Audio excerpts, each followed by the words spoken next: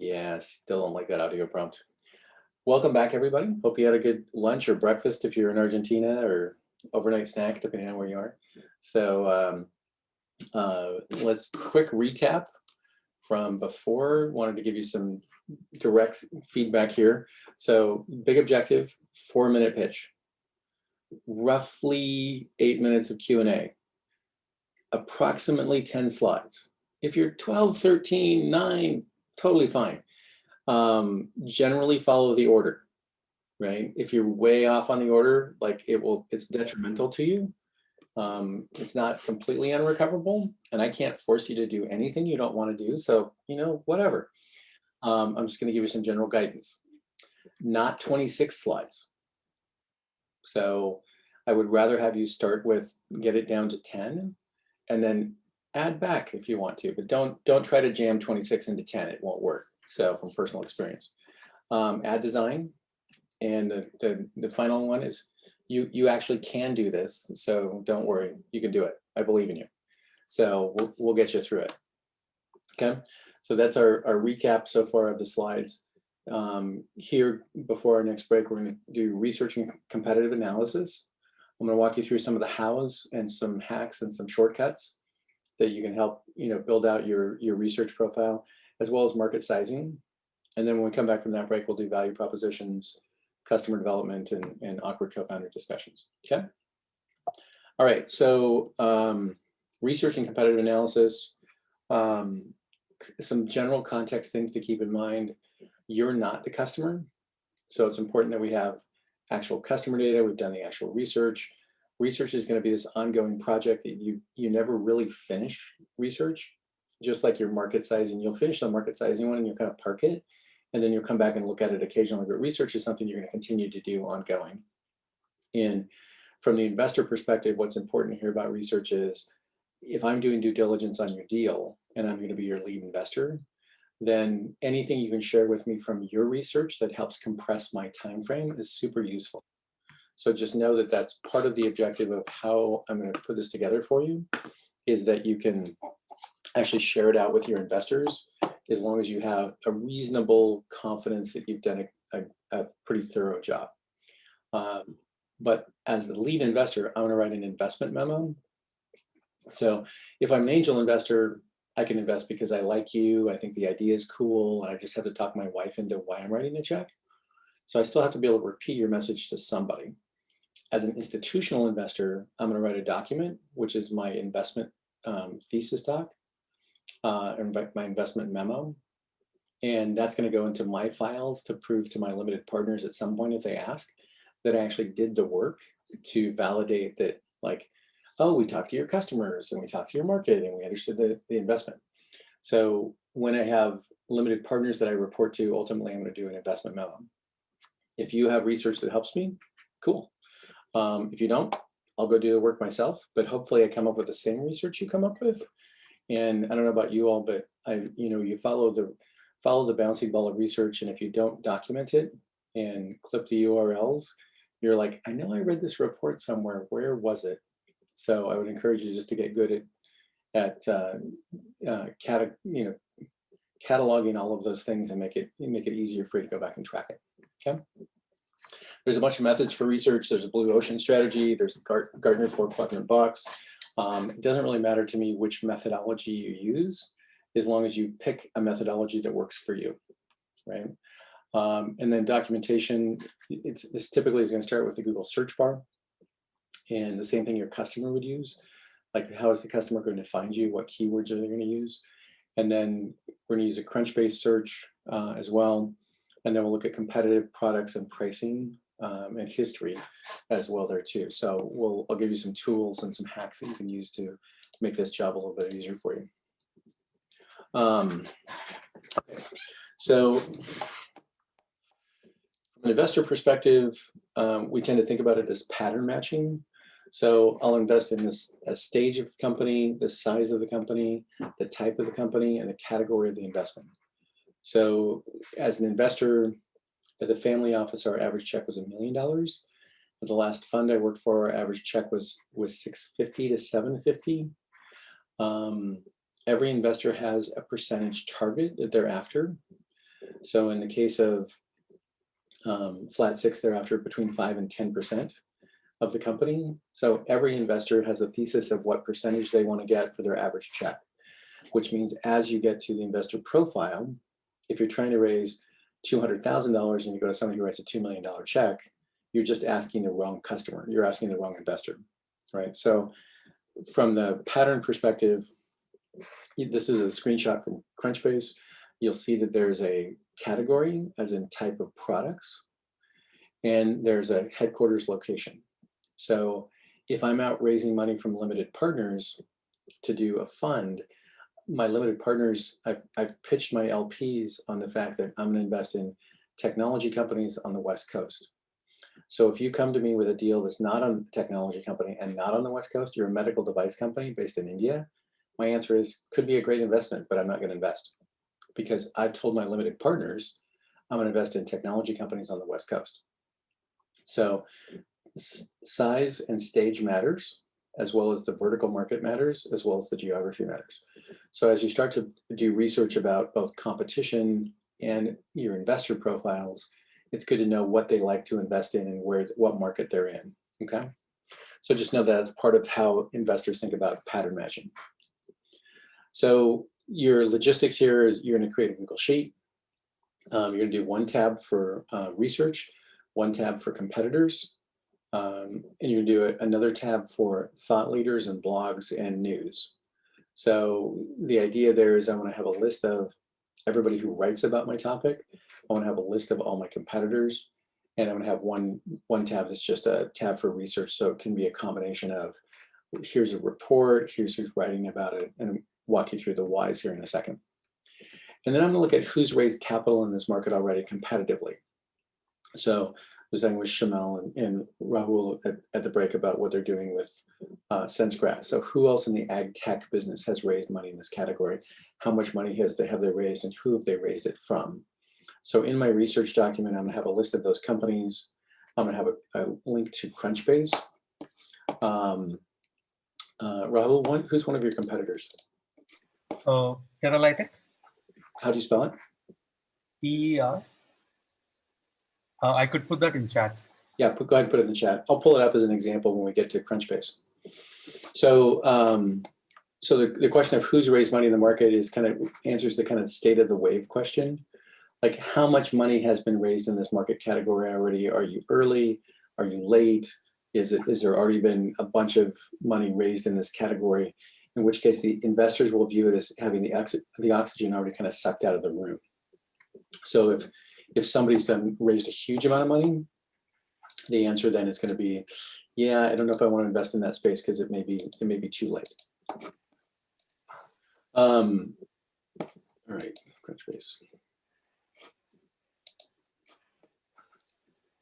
So that's your basic starting point, is a Google Sheet. I would also encourage you to create a Google Doc. That Google Doc is going to give you a narrative, and the narrative is kind of a running research list of all of the things that you've found as you go, so you can kind of follow I can go back and figure out who wrote that blog post, or who wrote that research report, or what analyst covers that thing, okay? So you're gonna have a list of competitors, you're gonna have their URL, you're gonna have their Crunchbase link. So in the case of, pull up this example and I'll switch screens here for you real quick.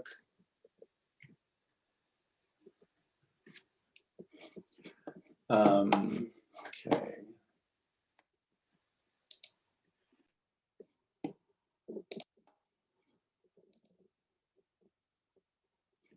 All right, so a couple of these boxes around.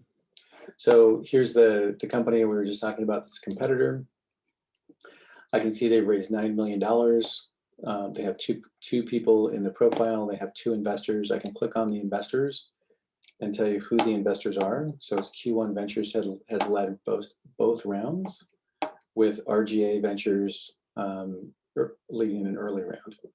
So I can also see who the partners are, who they raised money from. So this is the paid version of Crunchbase. It's about $300 a year from a subscription standpoint. So when you get to that point, at least you can look and see who's raised what money and from whom. I'm also looking for what companies have done any acquisitions. So if there's big companies in the market, how much money have they raised? Who did they raise the money from? So the indication of who they raised money from, sometimes if it's a Bessemer Ventures or a big brand VCs, that can scare also smaller VCs away, right? Because it's definitely viewed as a smart money investment. So I'm going to make then a list here of how much money they have funded. So in this case, it's $9 million in funding.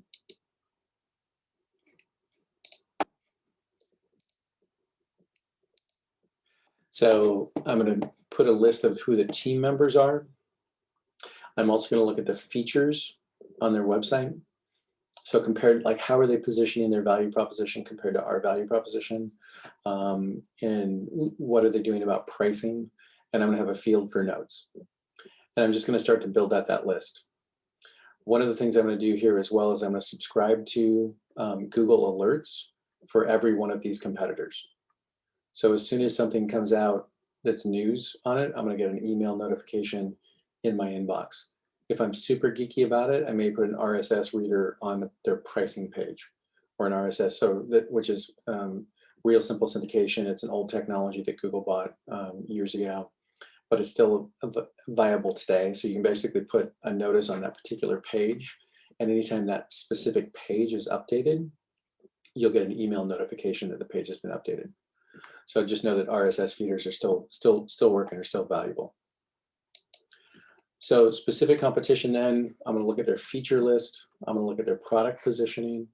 I'm going to look at where there are gaps in the market. Do we have an opportunity to be, or can we go bigger? Can we go smaller? Can we go niche? Can we go breadth? I'm looking for how do they position themselves.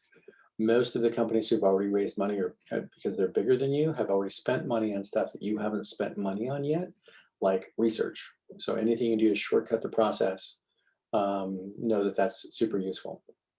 So I'm going to look at their pricing, and I'm going to look at whatever they tell me about their target customer profile. Do they have logos up of their customers? Do they have case studies up? Do they have white papers up? And I'm going to use all of those tools to help me understand how they think of the market from a product positioning standpoint. The goal here is you don't have a ton of money to do market research, so you're going to use their experience to help inform your market research. And then I'm gonna look at their marketing approach. So I may have a generic Gmail account and subscribe to their email newsletter, download their white papers. I'm not a fan of lying to people, right? So just know that I want to do it with integrity, but at the same time, I want to do as much research as I can do. So how do you get the data? Couple hacks here. One thing is you can do is you can go to their website and use your right mouse click button and look at their keywords and their meta description. So their metadata that goes, so Google is indexing phrases and words in the background that are not the phrases and words that you see. So I'm going to look at what their description data is, what their metadata is, and I'm going to basically do that from looking at the right mouse click on their site. So that'll get you to the source code, and you can look at the source code from there.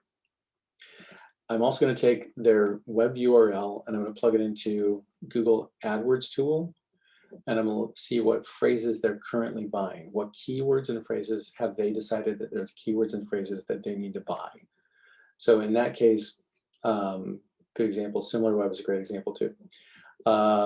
So what I'm after with that is Google won't tell me what they're paying for the keywords, but they will show me what keywords I'm buying.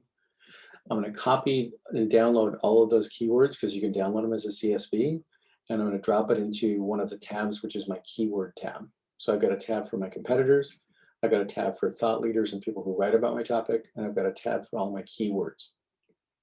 So rather than you going and doing it yourself, you can use what work they've already done to download that CSV, drop it into your spreadsheet. So SEMrush is also a tool you can use that will tell you how do you rank in website traffic on this particular topic compared to your competitors. So I have a site today called Venture Ready Models, which is a site for templates for financial models. You guys will get all of them, so you don't need to go to it. But the idea there is, how does it compare to like Visible VC? And I get a weekly report that says, how's my traffic compared to other people's traffic in the same categories? So I can give them a list of my competitors, or they can help me find the list of competitors. What I'm after there is, am I gaining traffic as a percentage of the total traffic available or not? So that's what I'm trying to do with that. Topics.seo monitor. SEO monitor is another tool that you can look for the general topic or theme that you're searching for, and it will give you the results of the top 3 search results around those particular topics. And you can plug that topic in, and it will actually help you figure out whether there's actually traffic available. Why does that matter? If you're building a product that has already been built and you're competing competitively for it, it's very different than if you're building a product that's never been built and no one's searching for it. So if you're doing a new product in a new market, no one knows your product exists, right? So it changes how you do sales, versus if I'm competing against keywords for somebody who already exists, I have to garner more traffic than they can, either paid or through organic. But if you're creating a product no one's ever done before, keep in mind, no one's sitting in the Google search bar going like, how do I find something I've never looked for, right? It's one of the great things that the internet can't tell you. It can't answer a question that's never been asked. So I'll give you a tangible example. So one of the companies I started, we were doing kids auction events and fundraising events for Little League and Boy Scouts and school and blah, blah, blah. And I met with a friend at one point who she ran a local bakery that did cupcakes.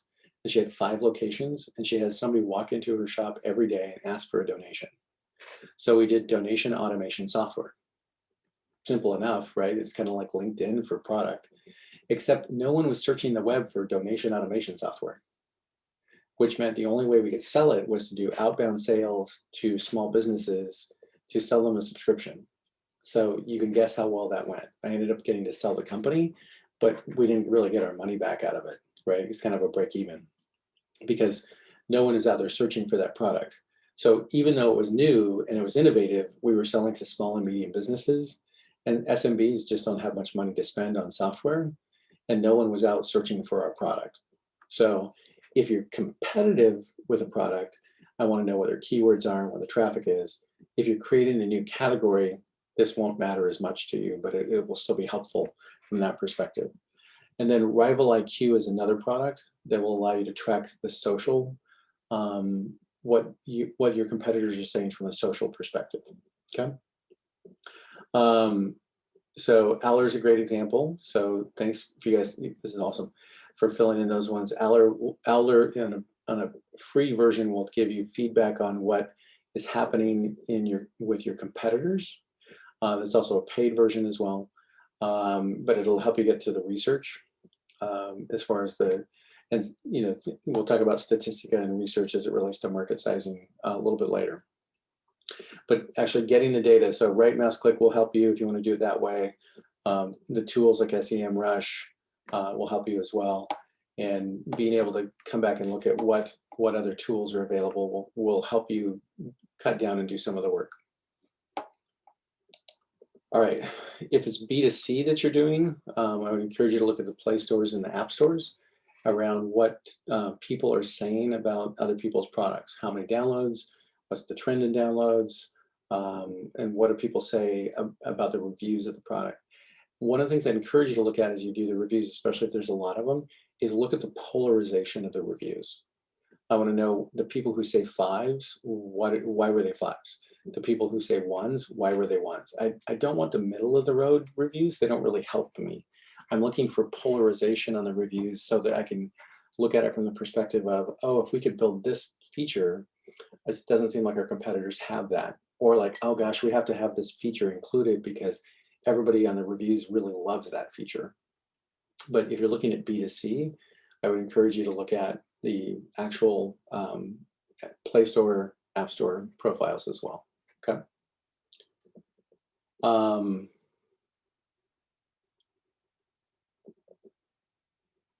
Sorry, what was the name of the tool where you can, oh, the social tool is Rival IQ. So it's actually a company based here in Seattle. So, all right, so that's the B2C data. So who's tried this before?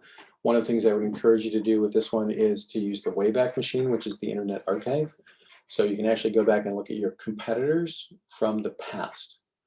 So, and we'll talk about this in two circumstances, both the pricing discussion as well as the competition discussion. But let's go back to the Wayback Machine.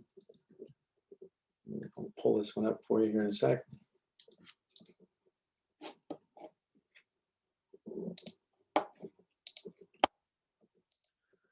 So a couple things here. You'll see here I have trend data for Wayback Machine. So this data is actually a plugin for Data Miner is a free account, and then I've also got a tool up here called Keywords Everywhere.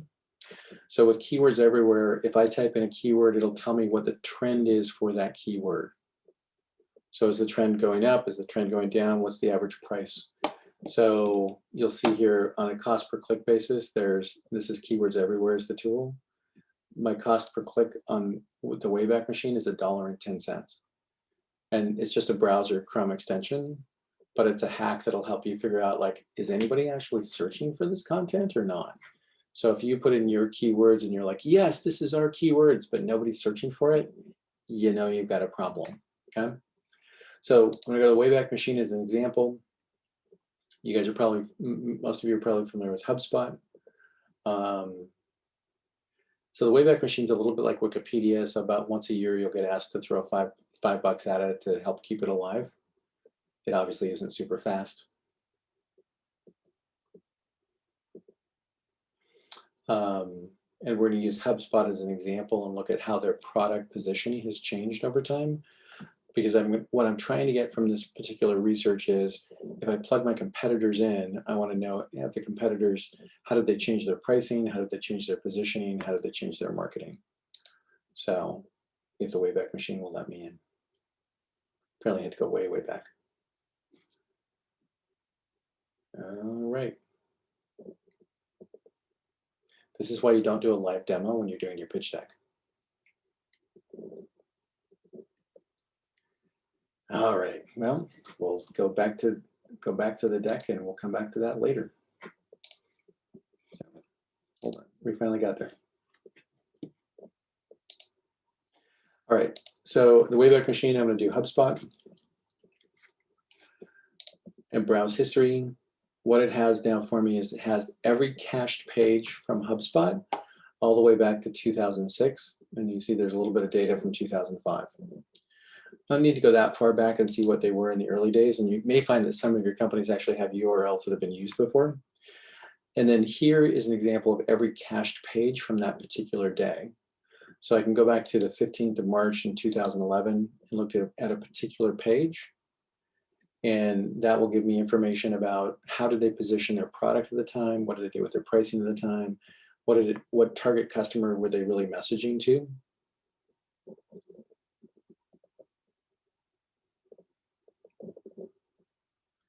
Wow, that's painful actually.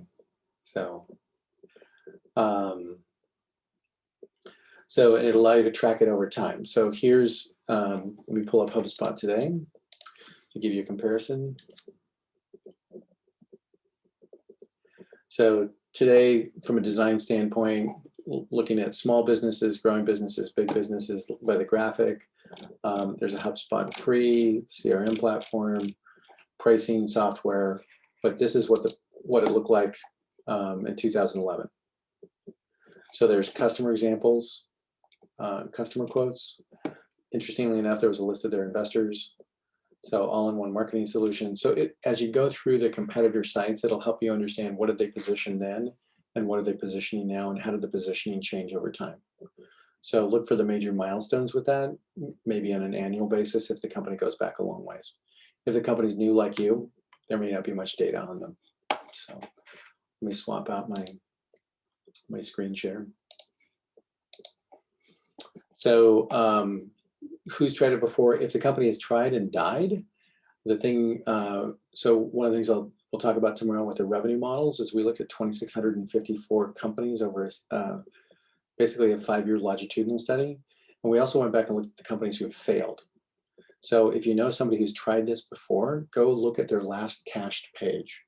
What was the value proposition that they were selling at the time? What was the pricing that they were selling at the time? Use that to as a data point with trying to figure out why did they die, can also be super helpful. All right. So that's the looking back and looking forward, pricing, positioning, and features.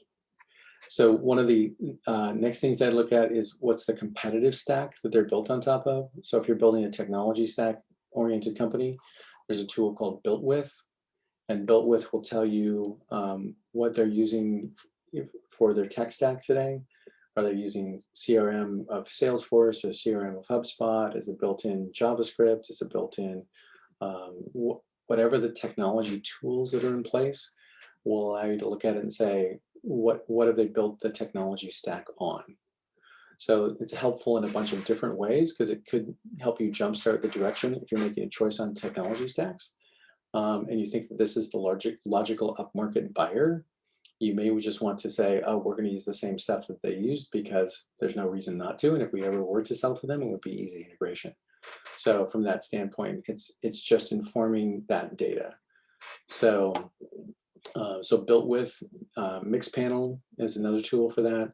StackShare, Shiftery, and Ghostery, which is really focused on the MarTech side of it. So what tools are you using from a marketing perspective? Okay. Questions or other tools that you all would suggest? See the note on Quora. Quora is a great one because you can ask if people don't show their pricing, you can ask the question to Quora and you'll get people to respond that used to work at the company that say, oh, this is the way they price things. But yeah, Quora is a great Q&A site that allow you to ask those questions of a broader audience and get that feedback.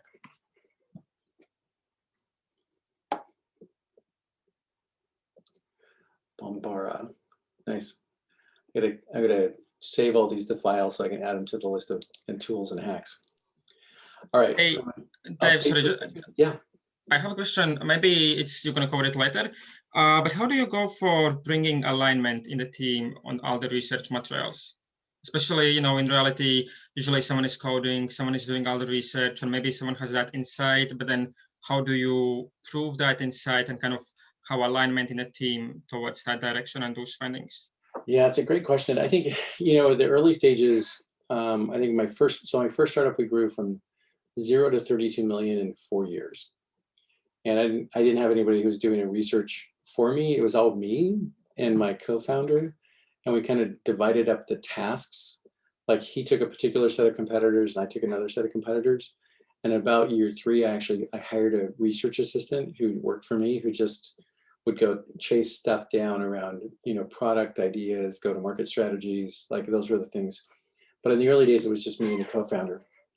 So I think that the thing that you have to really be good at is consolidating the data and figuring out how to present it to the team in such a way that you can get their feedback and at the same time not have to have them replicate all of the research. Like the one thing I can tell you from a leadership perspective that I got really good at was, hey, I'm an entrepreneur. So sometimes half of my ideas are great and half of my ideas aren't. Like, so let's go test this one.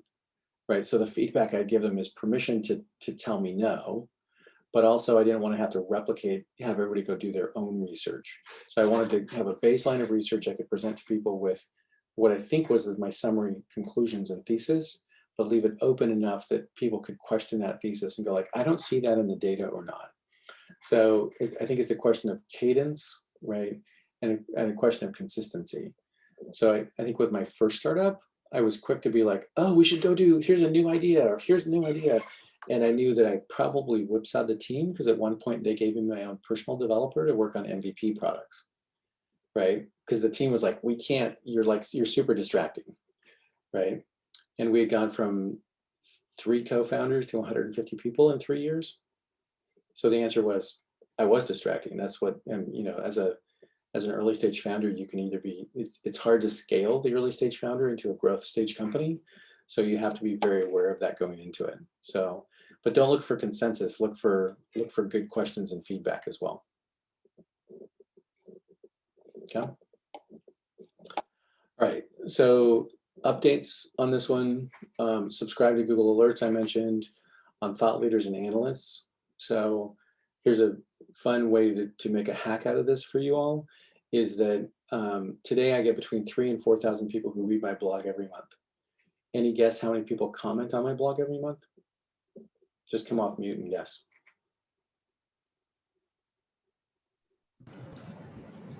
Maybe around 1,000. What's that? How many? Around 1,000. That would be amazing. Somebody put in 50? I think 10. 10? Around 10. Yeah. Any others? 20. 20? It's usually less than a handful. So if you comment on my blog twice, do you suppose I know who you are? Oh my God, you're a super fan. I love you. Right? So if you have people who are writing thought leadership pieces in your vertical market category, you want to follow them, you want to comment on their blogs, but comment by adding value, not by selling them your product. Right? So ask questions, ask them if they've seen this other resource that you found was valuable, point them in the right direction. So there's a guy at Redpoint Ventures named Tomas Tongas or Tom Tongas. So ex-Google guy. He writes about super geeky SaaS related stuff at Redpoint. Redpoint's a super big VC in Silicon Valley. So he wrote a blog post a few years ago. I was like, oh, this is a super blog post. Thanks for sharing this data. And then another blog post came out a few weeks later and I made another comment. I'm like, hey, have you seen this other resource over here? Right. And then about 6 months later, I saw that he was speaking at an event that I was speaking at in Vancouver, Canada. So I reached out to him and said, hey, I want to be speaking at the same event that you're going to be speaking at. Can we meet for a beer? Right. And he's like, yeah, sure, of course. That would be great. Now, I just fanboyed him. That's all I did. Right. And I did it like 2 or 3 times. So my point is that find out who's writing interesting stuff in the market that you're going after, and then use that as an opportunity to build your referral base into those folks. Right. So become a thought leader, follow them, write about those things, but give them a story to tell. So one thing about journalists is they're always working under deadline and they always have to produce a story. But do something interesting to tell your story. Don't just pitch them on your idea. That's not a story, right? And look for opportunities where it's visually interesting. From a customer perspective, if you can tell the story of what your customer was doing before and what your customer is doing now. So don't make you the hero of the story, make your customer the hero of the story. And then make sure you get to tell your customer's story to that journalist or to that author or to that blogger. So give them a story to tell, but make it pretty finished and not a product pitch, right? So every once in a while, I hear this, a founder's like, I'm gonna go, get this on Crunchbase or TechCrunch. And it's like, this isn't an interesting story. Like there's nothing interesting about it other than you guys selling it, right? So, but if it's your customer story, great. That's actually super helpful. RSS reader I mentioned as well. It's a way to go. You can geek you about your topics from updates perspective, but you want to know about what's going on in your market before you go pitch it and have your investor say, oh, well, you guys are like so-and-so, right? And you're like, who's that? And they'll be the one that raised $20 million in your market. Like that's a bad gaffe, right? And it happens all the time because we're not, it's like, well, I heard Jeff Bezos say, we're not focused on our competitors. We're only focused on our customers. Yeah, great. But as an investor, I want you to know that you know who else is out there, right? So be obsessed with your customers. That's great. Know who your competitors are. So a few notes on bias here as well. Just know that you guys, we all have our biases we're bringing into it. So I was on the board of one company we made an investment in, and the founder was like, our technology is better and I can't believe they're still using, like, it doesn't matter. Like the fact is, if the customer is buying from somebody else, then there's a reason for it. Go figure out the reason. Don't just tell me your tech is better, right? So don't let your bias get in the way here. Confirmation bias, right? All of those biases are stuff that will influence you poorly and will give you blind spots. You can't afford to have blind spots when you're a startup founder. You're working on other stuff. All right, so just a note on bias. So for you all, do you know where you're going to get your competitive profile information? or are you having trouble finding it? So now's a good chance to brainstorm on it, and we can get the wisdom of the crowd to help you find and source your competitive profile data. Dave, I have a question if I Yeah. may. If your business is actually bridging the gap between two kind of industries, you know, where would your competitors' focus be in terms of the analysis and positioning? You know. So think about it in terms of I've got direct competition, I've got indirect competition, and I may have market adjacent competition. Right, so I'm going to triangulate on those three things. So if I don't have any direct competition because I'm bridging these two, I would probably look at them as the two components of an overlapping Venn and say it's you know, indirect, it looks like this, or adjacent market, it looks like this from a competition perspective, and talk about why I'm going to bridge the gap between the two and why that's important. Right, but if you have no direct competitor there, when you have no direct competitors, it scares investors. So they're like, if there's no direct competitor, then it must mean there's no market. Is usually the way they'll interpret that. So you have to connect those dots for them for sure. Right. I think I like the way you explain it, like bridging the gap between two direct competitors and to where we fit in between them. Yeah, because then you can tell that story of like, hey, you know, these guys don't come down market, or, you know, there's like, tell me the story of why there's a market opportunity there. And we'll talk more about market sizing next. But competitively, the question is, what's the product gaps? Or what have you heard from your customers that says these guys are just not meeting the product need? Thank you. Yeah. Other questions from folks who are having trouble finding the data?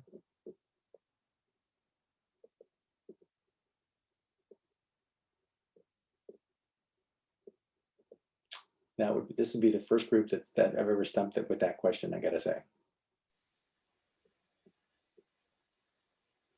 How do you work with Gartner data? So how reliable? So a couple things, it's a great question. So with researchers, one of the things you can do in most cases is if you keep in mind the researchers are in the business of selling that report, and it's super expensive reports to super big companies. So they're not really trying to sell the report to you, right? So I would reach out to the researcher directly, not to the salesperson at Gartner, and say, hey, we're in this category, we're in MENA, we're in GCC, we're doing something different, interesting, right, in telling the story. And ask them for a summary of the research report for free since you're a startup. Their job is to tell stories about the industry to bigger players who were willing to pay the $5,000 and $6,000 for the market data, right? In your case, what you're just after is the summary data, right? So reach out to the researcher directly, ask them for a copy of the summary, not for the whole report, knowing they'll probably just send you the whole report. So that's about a 50-50 every time I reach out to the researcher directly. Usually if Gartner is writing about your category, the market's already big, right? Or the market's already shipped. And the odds of you being in the upper red quadrant of that one can be really difficult because other people are paying to be written about. But it's still their job to write reports about emerging tech and emerging markets. So that's why they'll want to stay with you and follow up with you. And you'll have to make sure you say, hey, as I see interesting things, I'm happy to send it to you, because that's their job, is to sell that data to big companies. But you can reach out to the researcher directly and ask for a copy of the summary data. And most of the time, as I say, I'm about 50% of the time, I get it for free. So some of the times the answer is it's a small research company and you're doing the market sizing data. They'll be like, no, it's $6,000. Don't spend that money. Like we can build a business case for your market sizing without spending $5,000 or $6,000 on a market report. Got it. Thanks. Other questions about sourcing your data for competition? Dave, I have a question about research. Mm-hmm. So how scared investors are if you don't have a big competitor who raised a lot of money or makes a lot of money? So more likely you're just creating a new market. How scared they are to invest in such products? Well, most of the big unicorns over the last 10 years have come from new and nascent markets, right? So, but you have to tell a story of how you're going to get to the market with reasonable economics, right? So that's always the question about, and the big convincing question you have to do is, do I have to retrain the customers to do something completely different? Or do I think that the trend is they're going to come to us because of these particular things? But I'm a big fan of new markets, right? I mean, that's where disproportionate returns come from. Not every investor will feel that way, but I think most venture investors will look at it and go like, if you can tell me a story about a nascent market that you're going to get to, it's a big nascent market that your product's going to meet an unmet need for, boy, that's super exciting, because that's where the biggest returns come from. If you're making a product that's a incremental improvement to an existing product in an existing market that already has dominant competitors, the answer is maybe it's a good investment. It's just not a super exciting investment, right? Mm-hmm. So it just changes your narrative. Okay, thank you. Yeah. Those ones are harder to find data on because the data doesn't exist yet, right? So in this case, you're triangulating on the data, and we'll talk more about it in the market sizing, but you're triangulating on the data. This probably bottoms up data versus a top down, like known market report from somebody like a Gartner. Dave, can I ask one more question quickly? Yeah. In terms of data, do you focus your data research on your short-term objectives or on your long-term vision in terms of an industry? And that really is more towards the geographic nature of your business. Sometimes you can say that I'm starting in the MENA region, but I'm targeting the global market within the next, I don't know, 5-10 years. Yeah. Well, how would you address that? Yeah, it's a great question. So it really depends on who you're pitching. So if I was pitching my same company in the Valley, I would pitch big vision first. If I was pitching in Seattle, I'd pitch my path to make money and then the story of the bigger vision second, right? Because investors in my market in Seattle tend to think about how do you make money in the short term and how are you going to survive? Where in the Valley, if you pitch that version, people will be like, this is too small, right? So it really depends on your investor. And I say that with all candor because you guys will come out of one meeting and feel like you got whipsawed from an investor going one way and then another investor going another way. So there's not necessarily a right way to do it. I think that what I would focus on is this is how I hit my near-term milestones to prove my point so that I can get to the big picture vision, right? So you have to tell both stories. It's just a question of order. Like in the Valley, you would lead with the big story first, right? And in Seattle, you would lead with the how do I get to my milestones then and gets to my big picture vision. It really depends on the investor. If it's an investor who has a track record of 16x returns, then tell the big picture story. If it's an investor who has, an angel investor who has small returns, then tell them how I'm going to survive, right? As an angel investor, I don't want to be your last check in. I just want to be a check in, right? Because if I'm your last check in, it's like, hey, you were our last check in and then we died. Like, that's not super exciting, right? At least for me. So, yeah, so think about it from that perspective of who the investor is that you're talking to, because it really will matter a lot. Hey, I have a question on how do you go for proving what users are saying about competitors. So, we do lots of user chats and we know that the competitors suck, like based on what the users tell us. But how do we then prove that or kind of show it to investors and in a deck? Well, I think it's the question of you're going to gather customer data, and the question is what's the trend analysis in that data? Is it a single point of contact or a single reference, or is it a trend? Right. The thing you want to be careful of is throwing your competitor under the bus because they already have customers and revenue, which is typically what startups don't have. Right. You have a big picture vision and you have a product roadmap. They have, inferior products, right? But they have customers and revenue. So innovators have left big companies.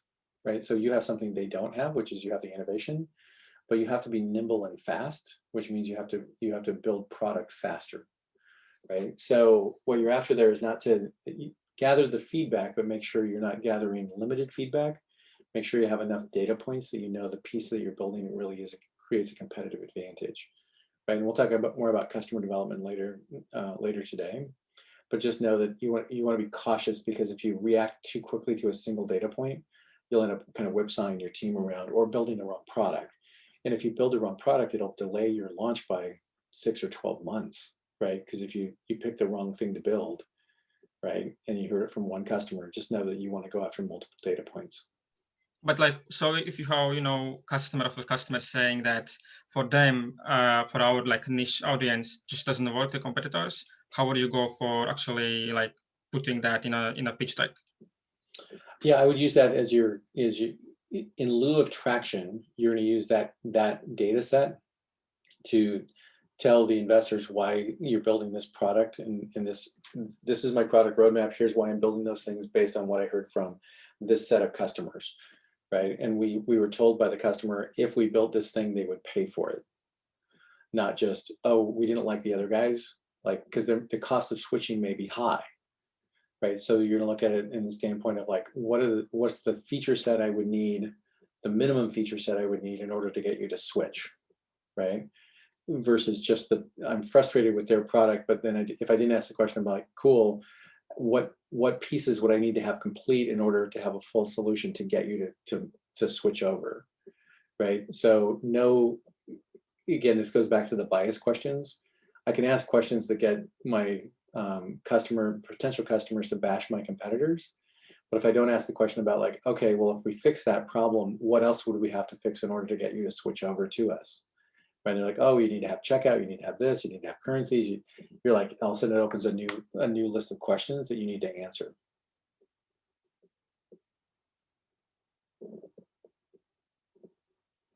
All right, so a couple things here to wrap up. So your competitive slide is going to look something like this, right? So, and these are the Airbnb slides and the Square slides. You'll see the Airbnb's design was quite good, but Square's slides were not very good from a design perspective. So this was their competition and defensibility slide.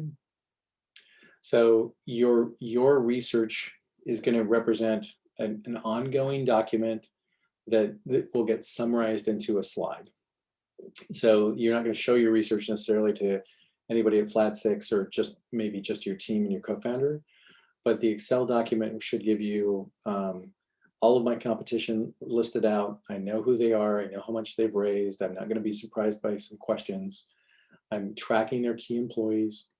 I'm tracking Google Alerts.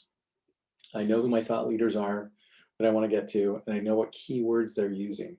So I have at least 3 tabs on the bottom of that sheet: list of all competitors, list of all thought leaders, list of all keywords. And so that'll help you as we go back into your go-to-market strategy of knowing what the keywords are you want to buy going forward. And then on your slide deck, you're going to turn around and do a slide that says either I'm in the top right quadrant, or we compare this way from a feature to feature standpoint, or we compare this way from a feature to price standpoint. We'll talk more about pricing tomorrow, but for right now, it's really what are the competitive outcome. And then when somebody asks you questions about the research, you've researched all of those competitors, you've got them all written down, and you're following up on a regular basis. Cadence-wise, once you're past the fundraising, this is probably a once a quarter exercise to get an update with, as long as you're getting the Google alerts. Because if somebody raised money, you're going to want to know that. So especially before you go into a meeting. Okay. So that's the quick summary on research and competitive analysis. Questions about the slide or the outcome that you want to get from that, or questions about where to find the data before we move on to market sizing? If I may ask one question on the competitive slide, you know, we always have this debate of question of what metrics would you consider? I mean, here, for example, in this example, affordability versus online transactions. I know there's no one size fits all, depends on the industry you're in, but in terms of investors, when they look at that element of the analysis, are there kind of, you know, I don't say rule of thumb, but better to cover these things in competitors analysis versus the other? Yeah, I mean, for me as an investor, I kind of look at it from the standpoint of, I want to know that you know the folks who are leading your market. Maybe they're not in GCC and they're not in MENA, or they're not in UAE, right? So I'm a fan in your guys' market. Like, if you're doing a copycat of a company that's already raised $100 million, right? So you guys, some of you will know Rover. So Rover is a dog walking site, so peer-to-peer. So if I need somebody to walk my dog, I can find somebody to do it. Rover came out of a startup weekend, right? So it was one of my board members from Startup Weekend who went to a startup weekend and was coming up with like, what idea do I want to pitch? And he's like, we're doing Airbnb for pets, right? And they just did a SPAC to go public 2 weeks ago at $1.6 billion, right? So if you were like, oh, we're gonna do Rover for MENA, I'd be like, there's a playbook to follow. Product market fit has been proven, right? People love their pets there just like they love their pets everywhere else in the world, right? So like there's validation on the copycat side of the business. So if you're doing a copycat business, point to the playbook and say, oh, we're like this, but we're launching in MENA, right? If you're doing something genuinely new, then that research is just hard, right? Because you're like, you have to sell me on why the market is going to be big in 3 or 5 years. Right? Because $1 billion markets, Airbnb didn't have $1 billion market when they launched it. It was new. No one had ever proven it before, right? So you have to tell me the story of how the market's going to mature, and it has to just be believable. So those are kind of the difference between on the extremes. Copycat stuff, I have a playbook I can follow. Product market fit's been validated. Now I just need to go grow in this competitive market before Rover gets to MENA. If I'm doing something truly new, I have to show why I'm going to launch in MENA first, or why I'm going to launch in GCC and UAE first. And then does it actually get to the bigger market, regionally or globally? So you're building that case one way or the other, but you have to tell me, you have to bring me along in that story. You can't just jump to the end and say, this is going to be a multi-billion-dollar market in 5 years. I have no data, right? So tell me the story where I'm like, again, all you're after with this one is like a head nod, right? Just like market sizing. And these two take a disproportionate amount of time and work to do a 20-second slide to have people go, yeah, you've kind of checked all your boxes, like you know who your competitors are, right? So just know that you're going to spend 20 times as much time doing the research, and you're still going to have a 45-second slide. So Right, yeah, exactly. Oh, thanks, I appreciate it. Okay, any other questions about where we're going to find the data or what the slide's going to look like? All right. All right, so let's go to market. So again, the market's going to be one you spend too much time working on, so I'm going to encourage you to bound your time on this exercise. Do it tonight, get as far as you can on both research and markets, and then stick a pin in it and try to pick a number that sounds reasonable and rational, and then we can move on and get to the next piece of it. So in your guys' case, you're going after a market that's just Egypt or just GCC or just MENA or global, and you really have to tell the story of from my 10, 100, 1000 is if you're going to have a default location, tell me how you're going to find the first 10 customers, right? So it's based on totally on my network? Is it based on the fact we know who to call? Is it based on the fact that we know the industry?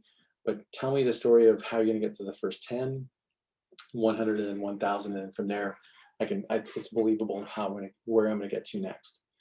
So your market sizing is going to be based on dollars or dinar or wherever you're pitching. It needs to be based on a currency model that people can make sense of, right? So is it $1 billion USD market? Is it $1 billion dinar market? Whichever it is, just pick something that people will understand. And what you're after from a target perspective is if a market's less than $100 million, generally investors are going to be like, not really exciting.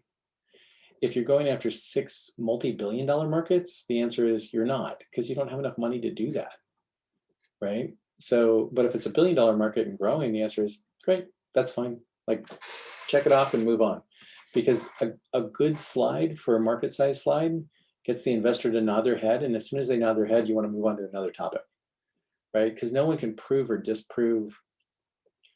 No, they can't prove or disprove this, but you can blow this up, right? So give you an example that I'll use consistently through this is I'm a cyclist. So I use an app called Strava. So Strava could have come out and said, our total addressable market for Strava is everybody in the world that could ride a bicycle.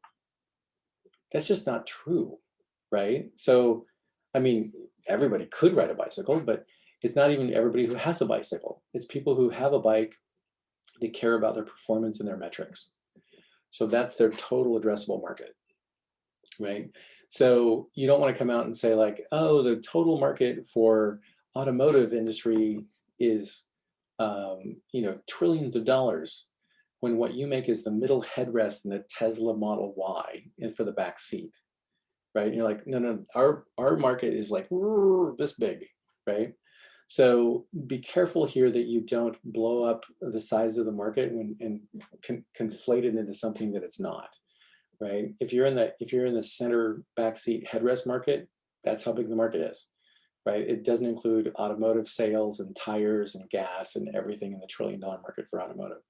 So know that that's, the best case in this scenario of this slide is the investor goes, yeah, sounds about right. And the worst case is you destroy your credibility because you go after something completely ridiculous, right? 6 multi-billion-dollar markets, which I have seen before, by the way. So I'm not making that one up. So your ideal customer profile, ICP, is one of the things that matters here a lot. If you're in B2B, the question is, what's the company type, right? Who's the buyer? What's the vertical market? What stage is the company? How big are they from a buyer perspective? The question I was talking with the SenseGrass folks about before we came back from the break, who's the buyer? Is it PepsiCo or is it a local, ag business? Because that gets me into how big both the total market is, as well as my launch market, right? So what I really want to know there is how big is the total market and the launch market both.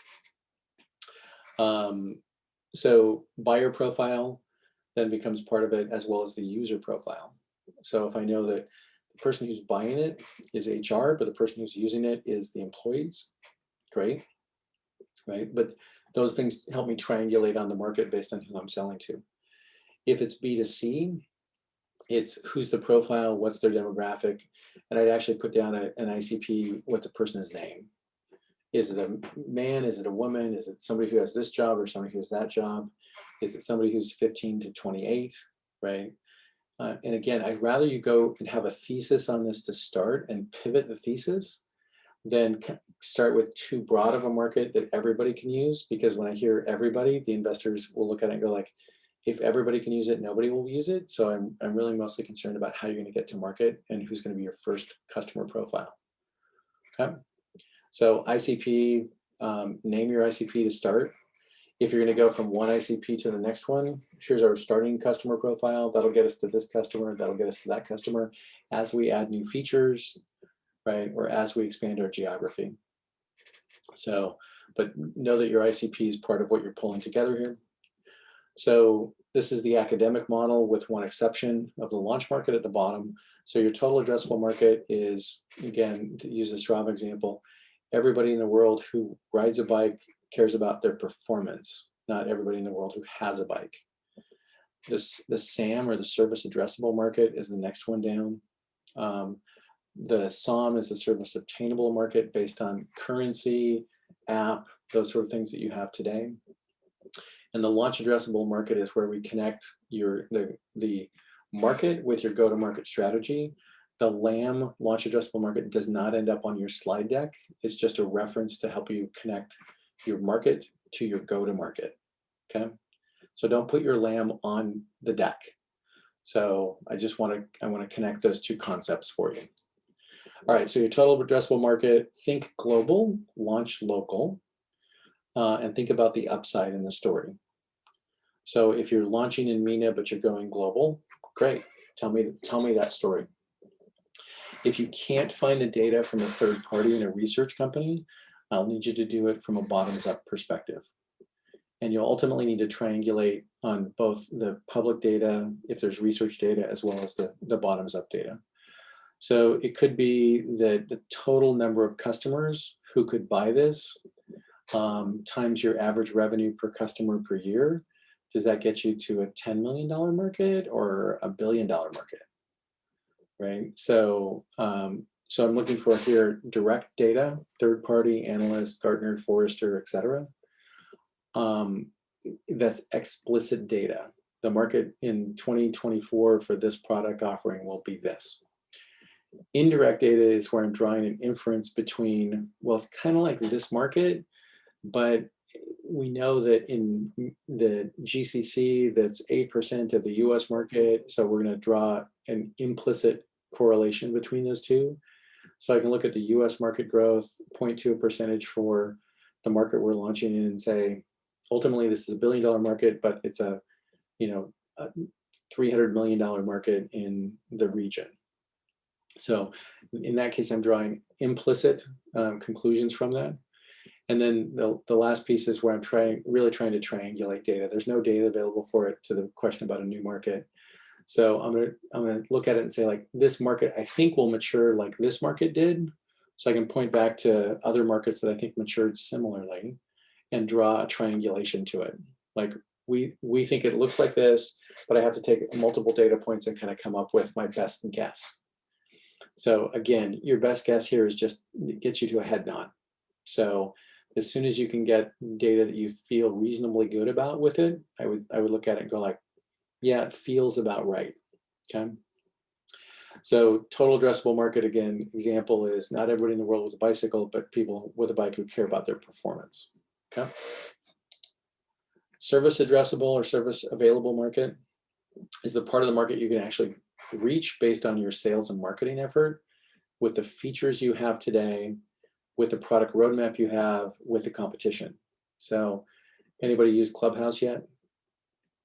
Yeah, okay. Except it wasn't available for Android, right, when it launched. So your service addressable market in that case was, well, anybody who wanted to do online audio, but only had Apple, right? So they limited their market.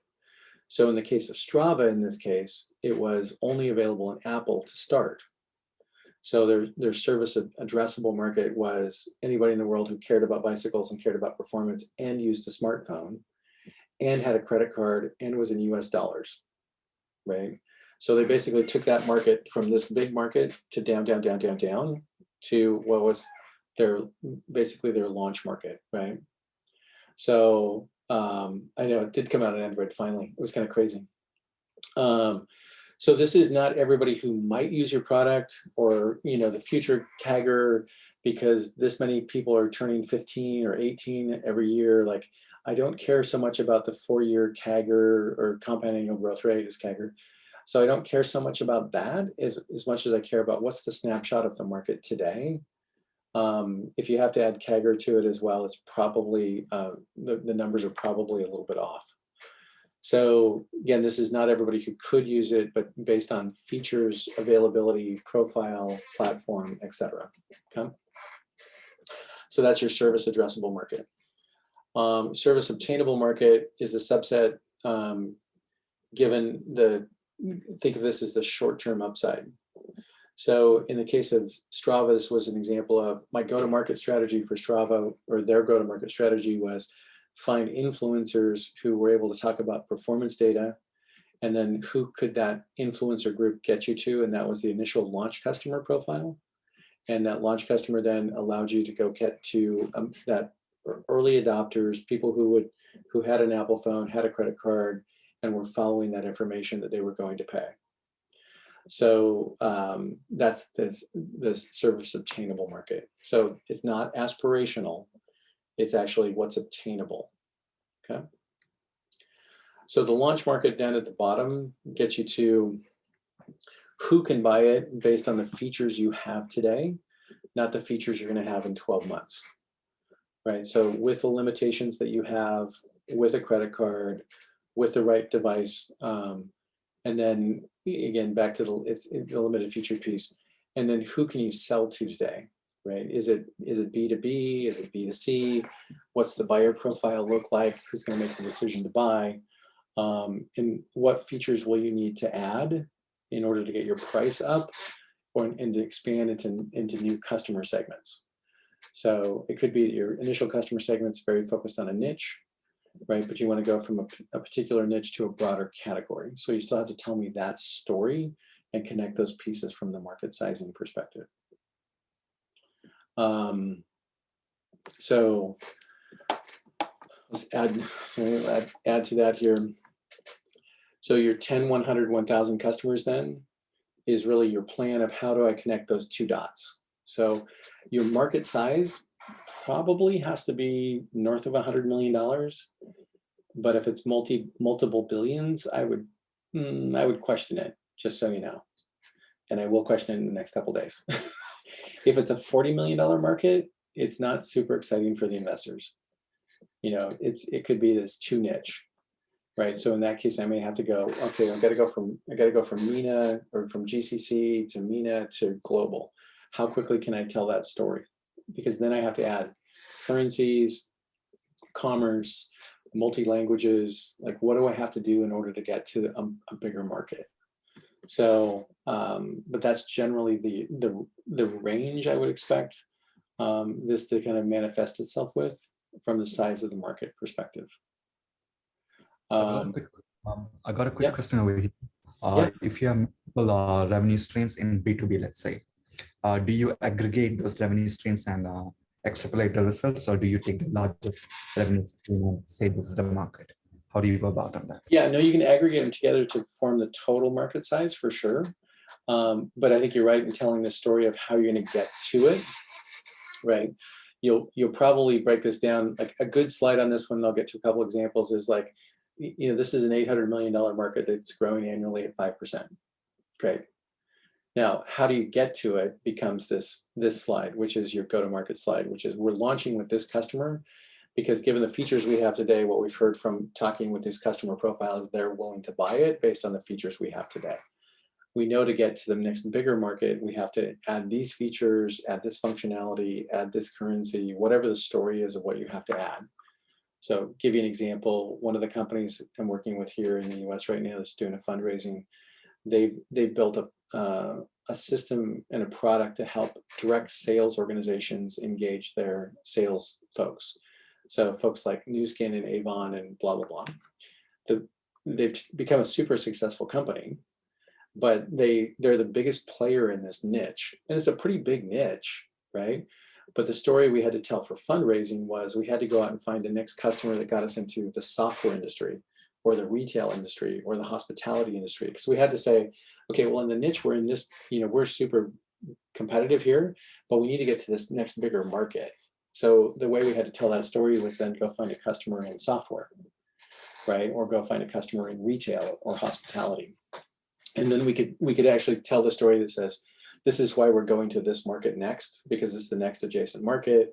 The customer uses the product the same way. We don't have to retool the product, right? And it allowed us to tell the bigger story, right, within that context. Does that make sense?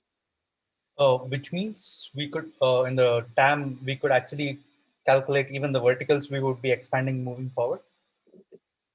You can, you just want them to be rational, right? If they get too big, the answer is it just becomes unbelievable. And then the investor just kind of mentally checks out, right? What you're after from that is like, if it's just one of the products I looked at was kind of a general AI, right? And this group of all technologists, right, built a general AI. And the answer was, cool, it's a general AI. Where are you going to deploy it? Well, it could work anywhere. I'm like, yeah, but who cares? Like you need a first customer, right? And that first customer needs to represent a market that's interesting enough that you could go deep in, right? So that's kind of the short answer to that question. Dave, you mentioned two things I want to clarify. Do you focus on the short-term or current market size today or the future? Because sometimes you might say that the market today is, let's say, $300 million market, but in 5 years' time, according to research and according to the data, is going to become a $1 billion market. And we want to ride the wave of this growth in the market. What would you say about that? Yeah, so tell the story for both, right? So the story is today this market is this, but here's where it's going to grow, right? So you're going to say our total market size today is a $300 million market, but the industry research shows it's going to grow at, you know, it's growing at 15% annually or some, you know, whatever the number of percentage is. So my first startup, when we went from 0 to 32 million in sales, we thought the industry it was $1 billion market. We thought it was going to go to 3 billion in 5 years. And it never did. It just stayed flat. So even though we were growing disproportionately, we were taking share. The market timing of the wave, right? We thought the wave was close, and the fact was the wave was still out there, right? And what you want to sell is both the market size today being big enough that it's exciting, and then compounding by the fact that, and by the way, the market's growing at, like, it's outpacing other markets, right? By the pace that it's growing. So tell me the story of why it's good today versus if you tell me only the future story, I'm probably going to say like, I think I'll wait until you can prove that, right? Where if you tell me the today's story and then add to it, and then here's what the industry says, even if it's half of that, it's still a great market, right? So you want to kind of cut, if the numbers get to be too big, you want to be able to say, hey, listen, even if you take the numbers down from what the industry pundits say, it's still a great market. Right. Thank you. So one of the pieces here to remember is kind of, it goes back to the why you, why now question as well, right? So why are you the ones that are going to get to this market, and why are you going to do it now? So that goes back to the market conditions that you were just talking about. Like if the market's really growing at that pace, how do you think you can be the ones that can get to it? So your launch addressable market should map to your go-to-market plan around who's your customer, what's the value proposition, what's your pricing, and we'll talk more about all of those components tomorrow. But just know that that's the outcome there is I'm connecting this abstract thing called a market size to what I'm going to do to go get to the market is where that becomes super real. All right, so from a market conditions perspective, if it's a new and nascent market, the Uber and Airbnb example, then those ones are tougher to sell that story on, but I think they're probably the most exciting ones. You'll want your market size to be somewhere north of 100 million and to $1 billion. But again, if it's multiple billions, I'm going to question your focus. Small markets definitely suck, right? So the most of us as startups tend to think of the market we live in first, where it may or may not be the best market. So just know that, I want to look more broadly as quickly as possible.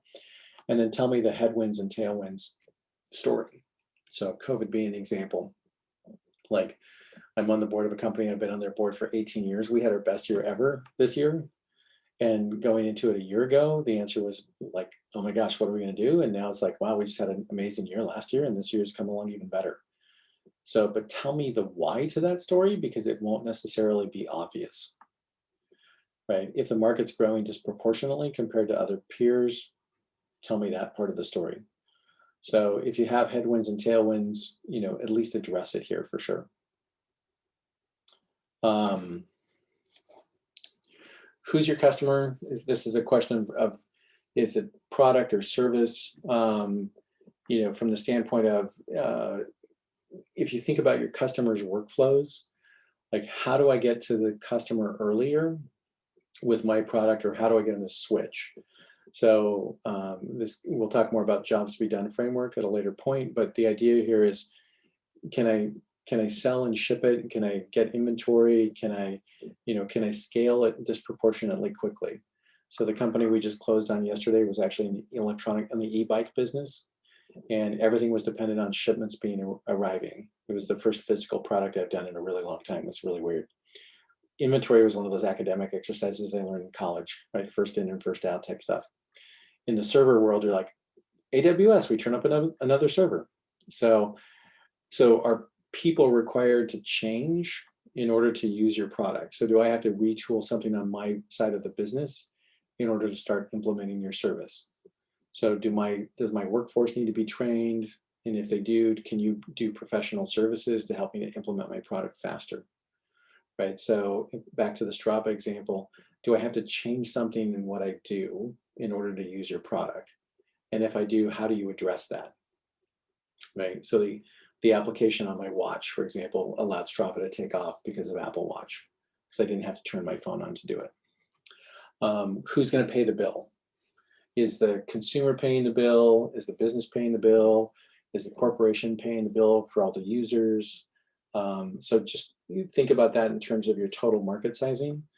If you're selling for somebody that saves the money, you're selling to HR. If you're selling to somebody in the VP of sales, it goes back to your ideal customer profile again as well. But just think about who your customer is, and in the context, my goal is to take you from this abstraction of total addressable market to just something that's simpler, like our market size, right? It doesn't have to be the academic exercise. And then obviously the Facebook and Google example, who pays and who uses it are two different things. Why did they buy? Making money or saving money? Are people searching for your product today? Is from a keyword perspective, or if you're doing something new, it's completely new. In that case, it's going to need to be sold versus needed to be marketed. If you're searching for my product today, I can do marketing. If you're not searching for the product today, I'm going to have to do sales. And we'll talk about that in your go-to-market strategy topic tomorrow. And just building out your go-to-market plan. All right, what's the slide going to look like? Probably one of these overall. So here's Uber's, Airbnb's, and Stripe's. So you'll see that Uber said their annual market was 4.2 billion and growing. In the case of Square, it was 1.9 billion trips, I'm sorry, on Airbnb. And on Stripe, they had a listing of the number of transactions. And I guess that's the Square example, not Stripe example. So from your slide perspective, a good slide here is one that says our overall market size is this big and growing, and we're gonna this is how we're gonna go get to market, is really what you're after. And again, where you have data, we want to put the data in, but we also want to make sure the data triangulates and foots, so it makes lots of sense around, like, can I build a financial model that doesn't get me to 1% of China? Can I build a financial model that says, as I grow this over the next 3 to 5 years, I can actually see where I get to a percentage of the total market based on a bottoms-up forecast versus a top-down forecast. We'll talk more about forecasting later, but the exercise there is it rational, right? Questions about your market sizing, where you're going to get the data, what the data will look like, all those things? Hi there, Mikhail. So if you're creating a new market, what is the best approach to calculate the market size? Give me your example of what company, what type of product? So we Oninet is like software as a service for gaming companies. So instead of using spreadsheets and coding a lot of stuff to make it work, we provide them a solution which works out of the box. The game designers still receive the same spreadsheets, but they already connected with the game. So our code is automatically generated and the content is delivered to the app. Got it. So you would size your market then based on the number of gaming development companies? Have you? I was trying two approaches. The first one is to calculate the amount of games which are basically delivered or created every day or every year. And the second approach is based on the amount of players in the world. Because at current stage, our pricing model depends on the monthly active users.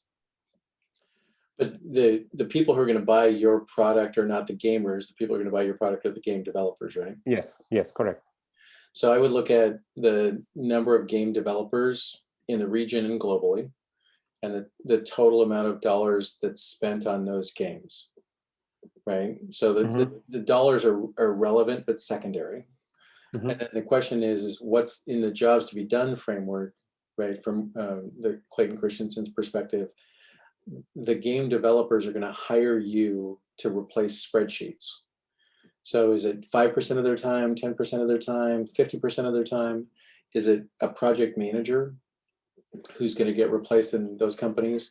And within those overall segments of game developers, who's your ideal customer profile? Mid-size, big companies, small companies, right? Because that's going to say, well, the mid-size companies do a total amount of the developer hours are a more relevant statistic than the sales of product, because they're not going to give you a percentage of sales of the product sales, right? They're going to give you a percentage of dollars saved from developers. Yes. So I would start with total number of development companies, segment by small, medium, and large, total number of developer hours spent on those services, And if you think you can save them 10%, I would guess that there would be number of development companies times number of developers times hours saved at an average hourly rate gets you to $300 million, $200 million, whatever the number is, right? So Okay, thank you. you're comparing to the tools business within developer. So it's developer tools within gaming. So you can probably find some third-party data around how big is the tools market for gaming, the gaming business would be the third-party data I'd look to. But the bottoms-up version would be number of companies, number of developer hours, 10% of that, right, could be spent on tools. Or find third-party data that says what's the, because you don't care about dollars spent on Fortnite. Buying virtual goods isn't relevant to your total addressable market.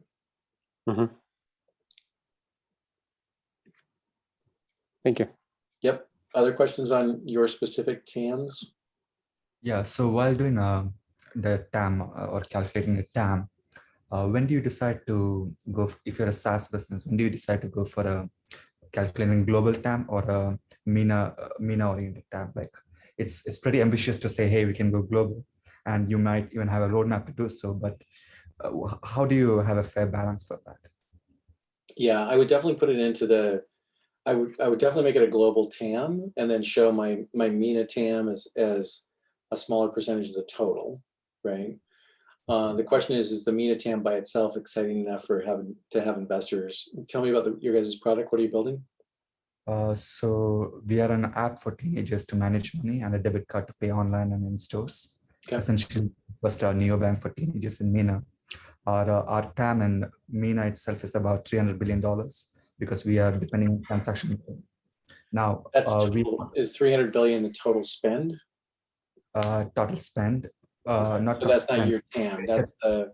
So the question is, what are the banking fees on that 300 billion?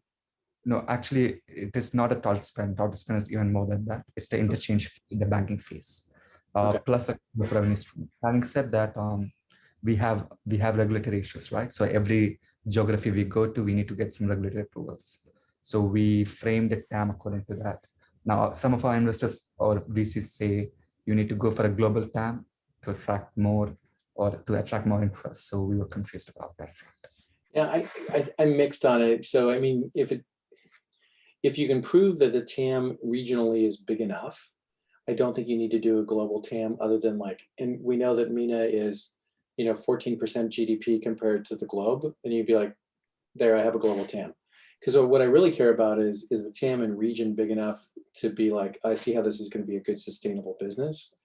And then you can draw the correlation of MENA as a region is 16 or 17. I'm guessing at numbers, by the way, is 16% of the global TAM for this market. So, but I really focus on if I think about your guys' launch customer in a new online bank or new credit card holders, like how big is that market and growing, but versus the 300 billion in banking fees, which includes business banking and established banking. And if you're really going after a new market, I would segment the market first and say, this is a new market that currently represents, $1 billion of a $300 billion total market, but it's going to grow disproportionately. Like, tell me that story. That's more interesting than a $300 billion total TAM. Does that make sense? It does. So do you think it's a good approach to say, hey, this is our total TAM in MENA, but our optimal market could be, let's say, the ones in UAE or Saudi, which is our focus for the next 3 years. And we do a bottom-up approach based on the number of schools and stuff like that. Does that seem viable? Yep, totally. Because it's for the right investor who understands your market, you're backing into, you're foreshadowing the fact that this is how we're going to go to market, right? Which is as important as the total market size, right? Makes sense. Yep. Okay. I see a hand up. Yep, Hey. That's from me. Hello. So my question is about, basically, I've prepared a presentation and all of the necessary data about the global market and about the American market, but I don't have too much data about MENA. So, and I was curious to know, maybe you have some, or maybe some specific resources where I can check it. It's a good question. I'm going to turn that to your peers and see if they have any specifics. I always end up deferring to as a percentage of GDP for the region or the compared to global GDP. If that is a rational number and makes sense, given are you going B2B or B2C, right? Because there's always nuances to that one. But I'll turn it back over to the crowd. Is there other resources you guys have found that have made that interesting? As an ex-consultant to work for professional consulting firms, Dave, I can tell you Middle East lacks a lot of data, unfortunately, and each country has their own data sources. Yeah. And sometimes you have to go to the city level to see and collect the data. So unfortunately for the MENA region, it's a challenge to collect data. So you would have to go to multiple sources, government websites, and then try to find secondary research reports published by thought leaders who talk about certain economic topics. But unfortunately, if you want to buy a report, they would charge you, as Dave said earlier, an arm and a leg for a startup to buy a report. Totally. Because we went through that as well. They were trying to find data for the e-learning market, and e-learning global data is available. But when it comes to the Middle East, they would always ask you to pay for it. Yeah. So in terms of data, unfortunately, there's not much. But if I may ask you, in terms of, I know I know you don't want to go into each company and ask you questions, but just a high level.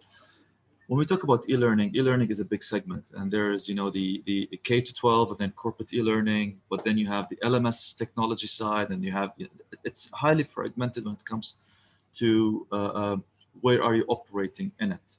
We as a company we're in the e-learning space. When it comes to reports and data and market sizing, we always look at the e-learning space as a whole, because at the end of the day, there is somewhere or the other, they are interrelated. If it's a B2C, do you look at the number of users and talk about number of users versus dollar value in terms of market size in the B2C segment? Yeah, so I typically start with a number of users and then imply a relevant dollar amount. So if you were in dinar, if you were in, right, so again, the best case on this slide is the investors go, yeah, sounds about right. Like, and then you move on, right? So we've probably already spent too much time thinking about market sizing from just this dialogue, but it's an exercise you have to do because everybody expects it. It's also the exercise that's most often wrong, right? When I look at DEX overall, it's like the TAM's always off, right? So the best case scenario is if you look at e-learning as a market and say, here's the growth of e-learning, here's where the tailwinds for e-learning have been accelerated because of COVID. In our market, the average student or the school district or the for-profit school is willing to pay X number of dollars times this number of schools. That gets us to a revenue number in year 3 or year 5 of X, right? Which we think is part of this global TAM of Y. Then I'm like, okay, sounds reasonable. This is, I don't know if you guys have ever heard the question of how many piano tuners. This is a kind of a Google interview question for engineers. How many piano tuners are in Chicago? You guys ever heard that question? Some of you I'm sure have. So the question is there's no real answer to it, right? It's an exercise in the hypothesis. Well, the city of Chicago has roughly this many people. We think that there's this many high-end families, this many people with legacy pianos, which gets you to like 18% of the total city has that.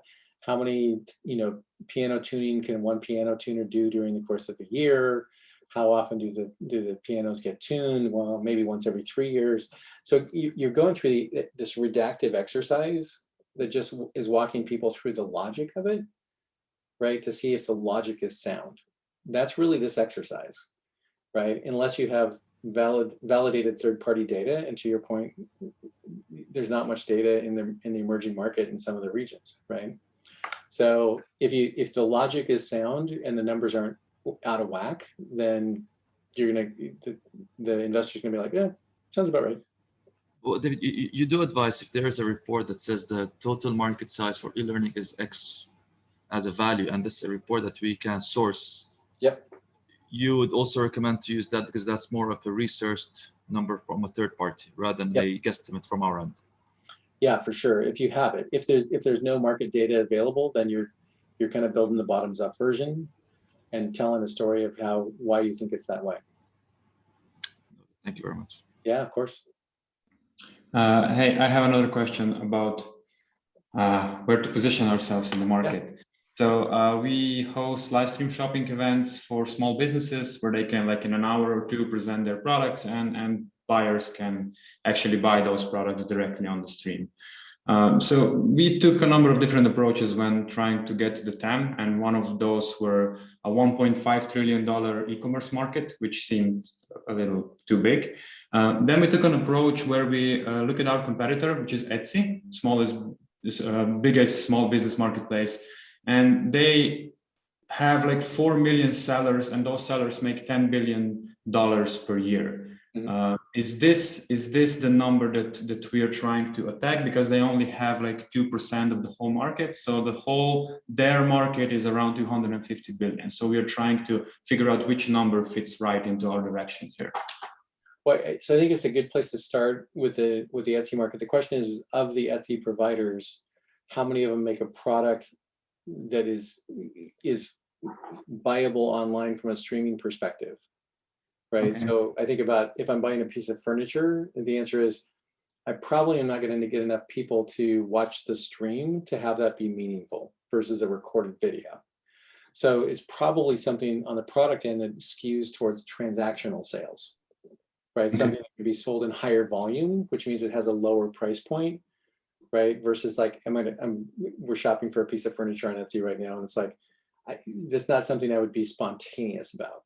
Right. So my hypothesis would probably be, hey, we think for products that sell under 100 USD, that have they're known products in the market with known frequency, right? So maybe that's the way I would narrow that market down. And then I'm going to imply on the Etsy market, what percentages of Etsy's business is it? 20% of Etsy's business who have a transaction, a high enough frequency to be interesting, that are visually compelling, right? And that have a big enough audience. So the bigger question I'm going to ask for your guys is in the total addressable market is, are you creating a social network, or are you going to plug into somebody else's social network? We are creating. Yeah, we are creating it. So you're going to build a social network, and then no, we're going to build a shoppers platform first, social network second. Okay, so you're gonna have to plug into somebody else's social network first. We're just gonna piggyback off of their advertising. Got it. So yeah, so I'd probably pick a product category first as a subset of the Etsy revenue, and look at that as a product category that I think that fits my hypothesis. So, and by that I mean like it's got to be in high enough frequency, enough transactions, and a low enough price point to be able to say like, pick a category and tell me that story. Like within Etsy, there's people who buy handbags, or there's people who buy like whatever it is that you think is the starting product one, and then try to segment out that category or subcategory of Etsy's total sales. So within Etsy, that's a $500 million a year in revenue, and then on top of Etsy, there's other platforms that you would go buy this product, right? So it's got to be visually compelling, low enough price point to be transactional, and high enough frequency to be interesting. And this is then our TAM. So, and then you can project it as why it's going to grow as you build your own social network, but it will get into the question of like, do you have to be a social network first to sell and monetize, or can you plug in on somebody else's social network first? Just know that it's a good question that gets you into which business are you in. Okay. Thank you. Yep. Okay. Anybody else? Tam, before we move on?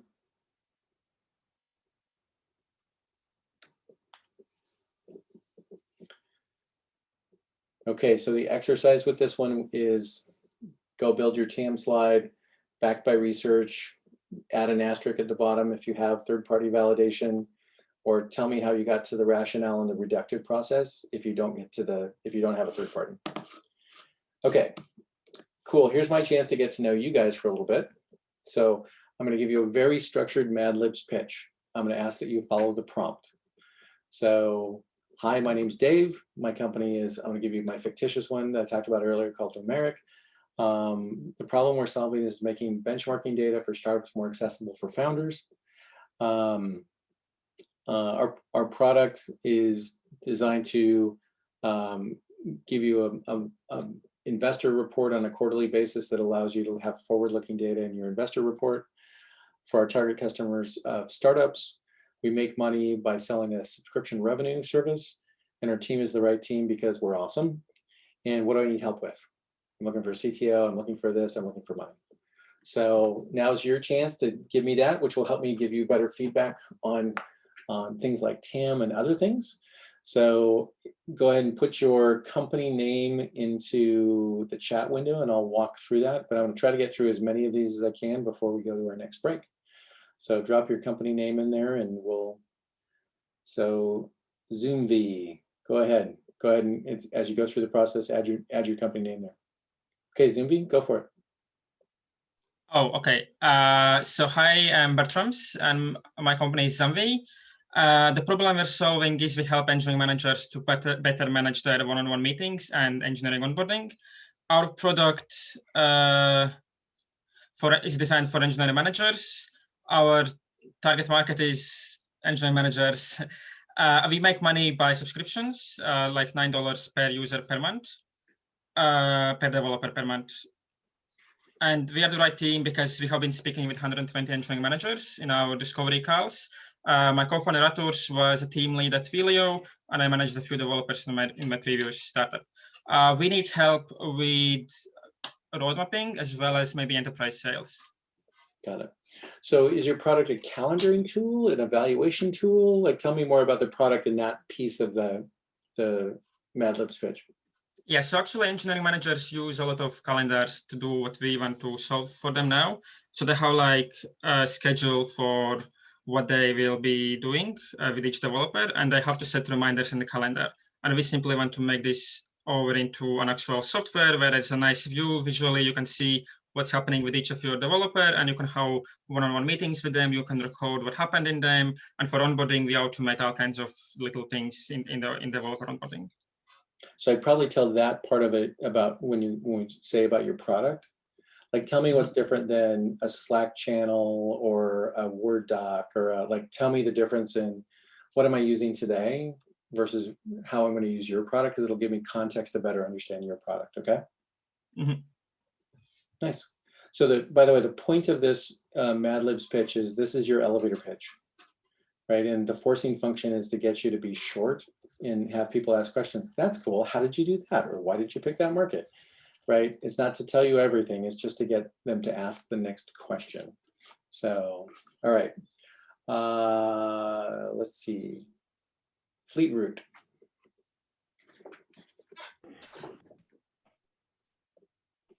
Hi, I'm Sankal and my company is Fleet Route. The problem we're solving is by giving commercial fleet operators complete visibility into their vehicles and how they use them to make money. Our product is designed for our target customers of e-commerce retailers, pharmacy retailers, basically all the companies that have a function that is consumer driven.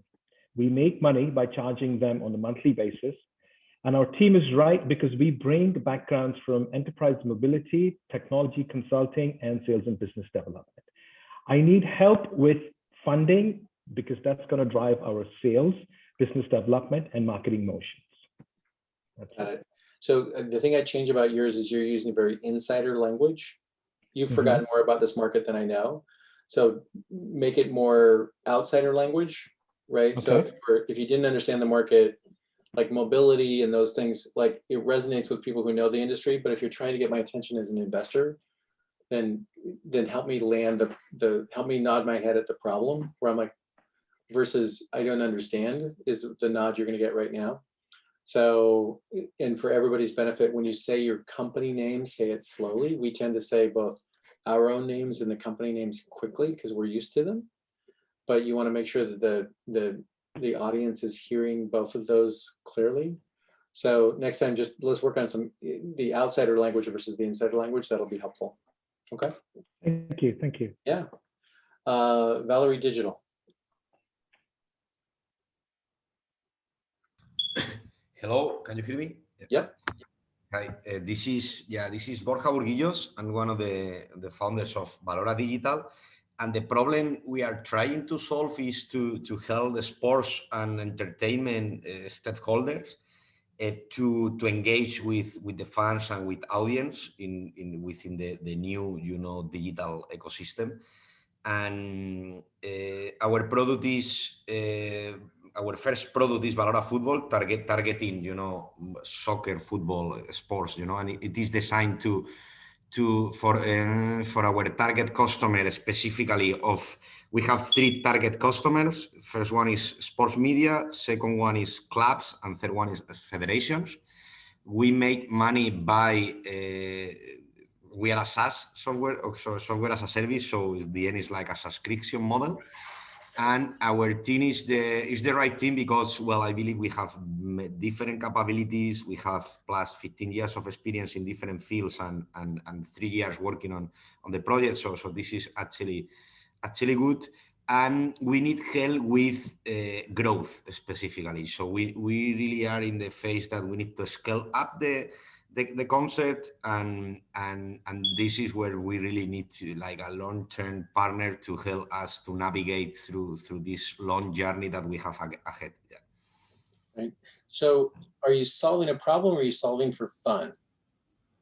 We are solving a problem. So what do you, because you have 3 customers, so a couple meta points. So don't try to solve something, solve it, in the words of Master Yoda. Right? So just, and bring that confidence into the pitch because it'll help you get in, right? And then is it sports fan engagement? Is that the problem you're solving? Yes, the problem we are solving is that now fans, the way they access, content is changing, and they access, they consume sports.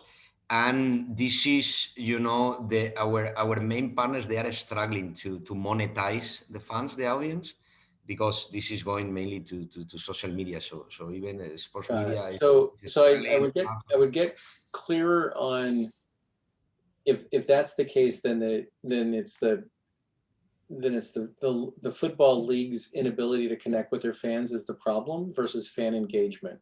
So is it a problem you're solving that helps them get to fans, or is it problems fans are solving because they're not having fun and they want to be engaged? So think of yours as a workflow of who's going to pay for it, how are they going to engage with it, and what's the outcome they feel like they're going to get, right? So if it's the sports clubs or the content generators, that's a very different problem solution flow than the fans themselves.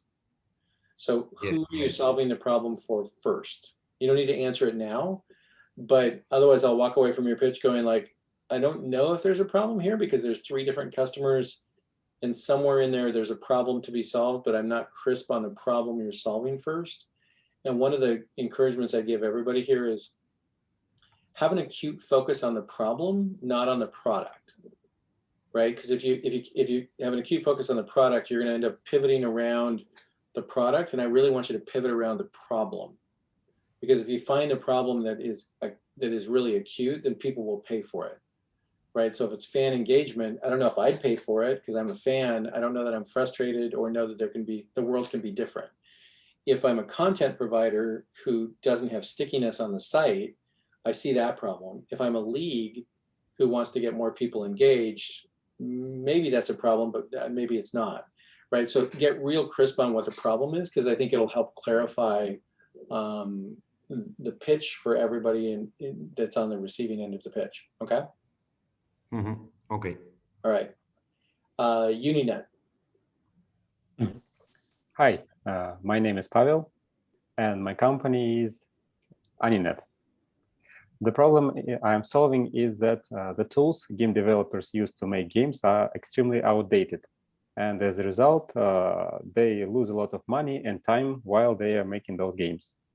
Our product, Aninet, provides game designers with convenient tools, research, navigation. It also helps engineers because of automatic code generation and it eliminates most of the human mistakes which usually made during this process. It is designed for our target customer of our target customer is a mid-sized company which makes around 2-5 games a year and has a revenue of $1-2 million a month. We make money from subscription based on the game and the amount of team members you have. Our team is right because we spent in gaming industry more than 10 years. We have created tons of games for different companies, and we saw which tools they use. We need help with sales and fundraising. Got it. Okay. No, good progress on that one. Definitely not a lot of feedback, so we'll get there with the slide version. And I'll work on getting all of the company names right as we go. Ricornia. Yep, hi. I'm Emiliano. I'm the co-founder and CEO of Ricornia. We are a preclinical stage medtech ophthalmic company developing therapeutic implants for the treatment of keratoconus, which is a progressive eye disease affecting more than 218 million eyes worldwide. The product that we developed, the Grosso implant, is the first made out of nitinol, which is the same material used in the last 30 plus years for stents for cardiovascular diseases. And exactly in the same way, we are for the first time remodeling corneas in ophthalmology in the same way we remodeled blood vessels for cardiovascular diseases. We are specifically selling the product to public hospitals and private clinics for a selling price in between $700 and $1,200. We have a complementary team with Moses as a CSO, and with other 2 team members on the regulatory affairs and manufacturing. We got a European grant for 1.6 million euro, 2 pre-seed rounds from Entrepreneur First in Singapore and G-Factor from Italy. We are finalizing the preclinical phase, looking forward to starting the clinical phase supported by the European grant for 1.6 million euro. We need help specifically in the Middle East to expand our network of key opinion leaders and network of distribution companies. Middle East is particularly interesting for us as keratoconus, the disease we are treating, has a 10 times higher prevalence compared to Europe or US. Thank you. Got it.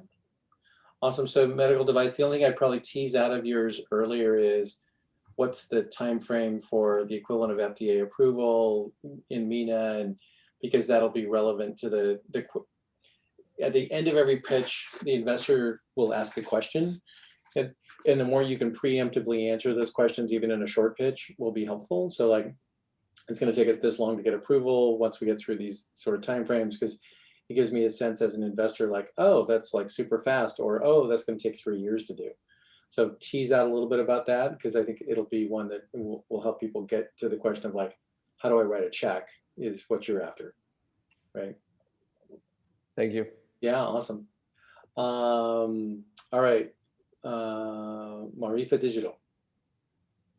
Yeah, hello, that's me, Khalid, and here's also with my co-founder, Sari. Thank you again, Dave, for the wonderful session, and the team at Flat6 Lab. We're really appreciating the way things are going. So the problem we're solving is the fact that there's a lack of e-learning content authoring tools that are multilingual and e-learning focused. So our product is called Ma'rifa Pro. So it enables educators to create and publish engaging e-learning content, and of course, maximize their earning. So our target audience, primary target audience, is the educators in the Arab world. The way we make money is subscription based, and also on commission from content published or sold. So we feel that it's the right team. We bring complementary skills to the company, and we would appreciate the help in the area of obviously funding, advice, and especially on the marketing front. Thank you. So the only thing I'd probably change in yours is that I'd come out with, we're a marketplace that is focused on Arab educators who are creating compelling content for e-learning, where it allows them to post that content and monetize that content and make some money out of it. It'll shorten up. Marketplaces are always that way. It's kind of a way to shorten up, like, oh, it has 2 sides. Yeah, they always do. And then the thing I'd be interested to know, the question I have at the end of your pitch is like, so who do you sell to first, right? Because you always have to have people generating content so that when people get there to buy it, there's something to buy. So your launch customer will be a super interesting one for me as we go into your full pitch deck, which is, oh, we're starting with STEM, or we're starting with Arab language, or like, what's the lead product that you think will be most sought after by the customers to pay for? Because marketplaces always do this, right? It's like, you have to ratchet this and then you ratchet that. The good news about marketplaces is they have intrinsic moats. The bad news about marketplaces is they have 2 sales funnels, right? You have the product, the buy side and the sell side. And we'll talk more about that tomorrow as well. But yeah, marketplaces they're good and challenging both, but interesting one for sure. Cool. All right, Counted. Hi, Dave. My name is Varun Kapoor. I'm the co-founder of Counted, and the problem we're essentially solving is centered around poor nutrition, which is leading to high healthcare costs and decreased productivity. So our product is basically a goal-based nutrition app where we recommend you healthy meal plans sourced from healthy restaurants in your city, and the food is delivered to you fresh 3 times a day wherever you are, all based on your monthly and daily goals. And essentially our customer target audience is busy young working professionals who want to be fit, who want to be healthy but don't have time to cook for themselves.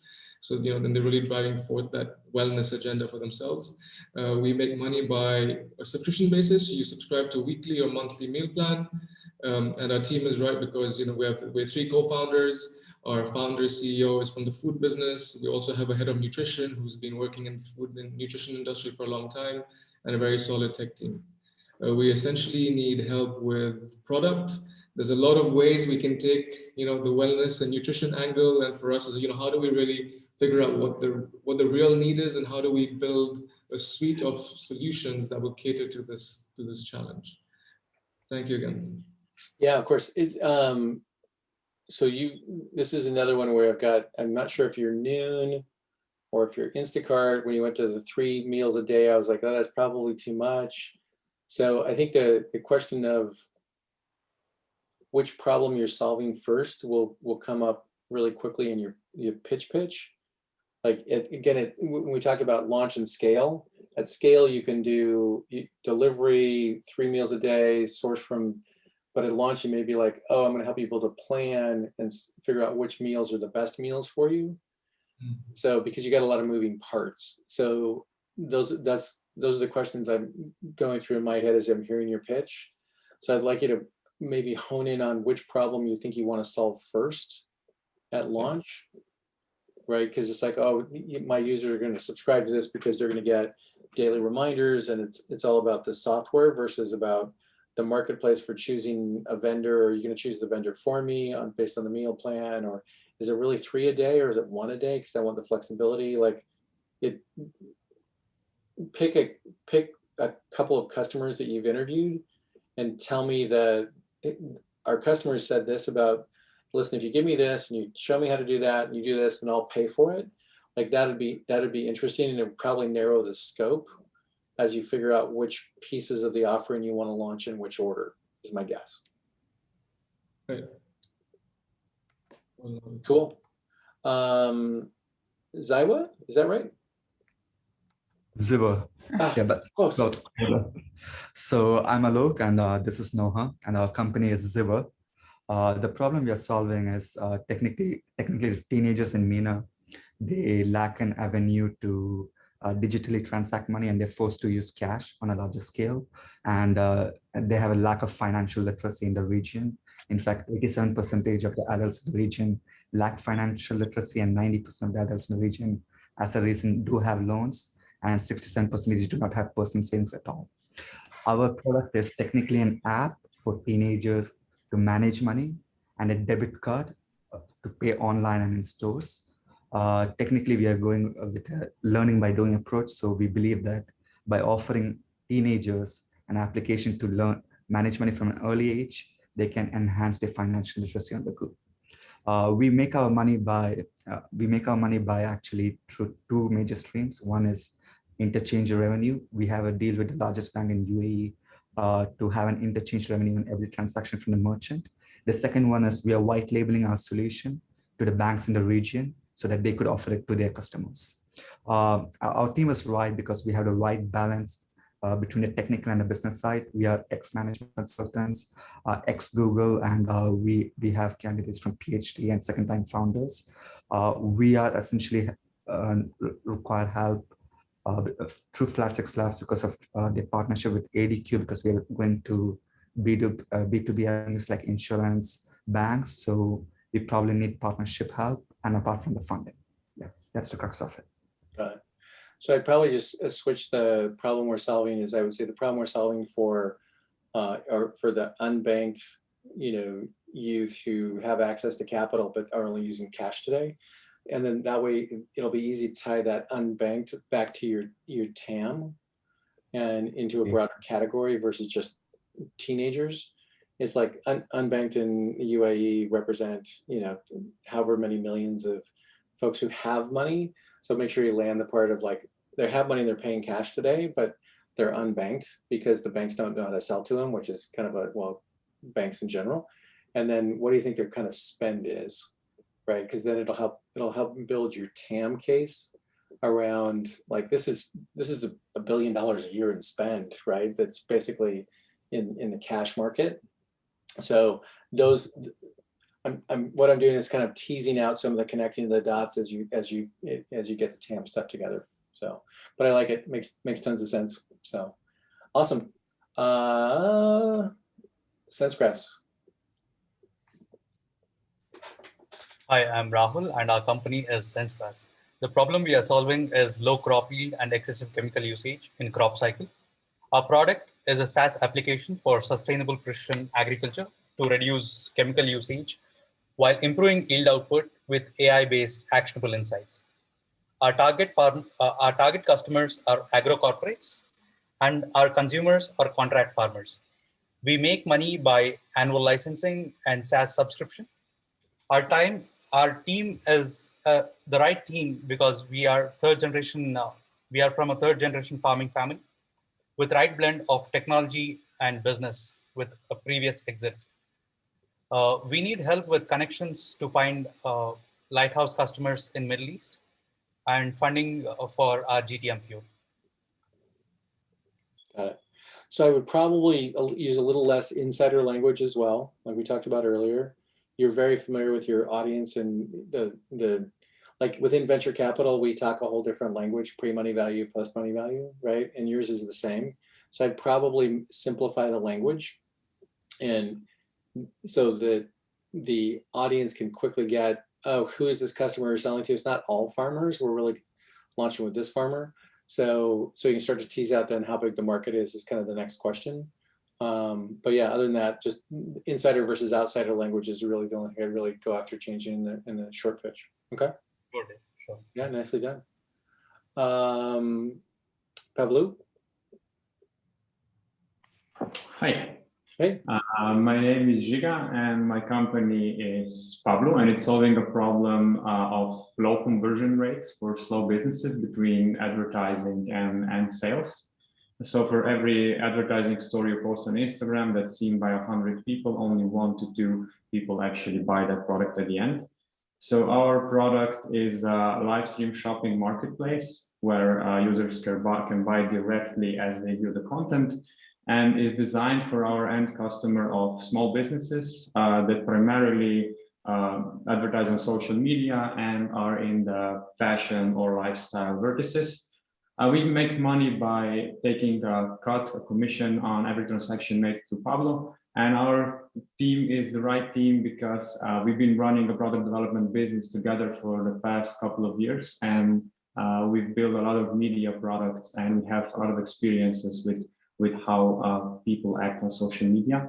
And we primarily need help with finding content partners and widen our network of sellers. Got it. Yeah, yours is one that is it's really going to come down to what we talked about earlier, which is, do you have to build a social network yourself or not? Because building a social network's expensive. Versus are we a plug-in tool that works within existing social networks of Instagram, et cetera?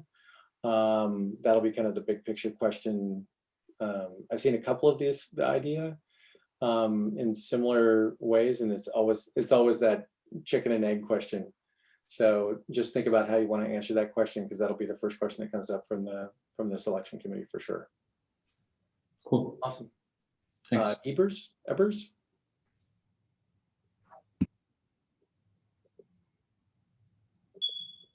Yeah, sorry, give me a second. How are you? Good, thanks. Thank you, great. Hello all, my name is Facundo. I am CEO of Evers. Food problems can range from amputation in people with diabetes to injuries in athletes due to incorrect footwear that affects more than 500 million people around the world. We detected that food analysis has been constrained by high upfront system costs, limited access, and suboptimal convenience for both doctors and patients. At Evers, we enable doctors to prevent and diagnose those problems through affordable smart insoles that generate clinical quality imaging on a smartphone, bringing access to elite food analysis. We sell a set of sensitive insoles to doctor and medical center through a hardware as a service model, reducing barrier and making it accessible for both patient and doctors.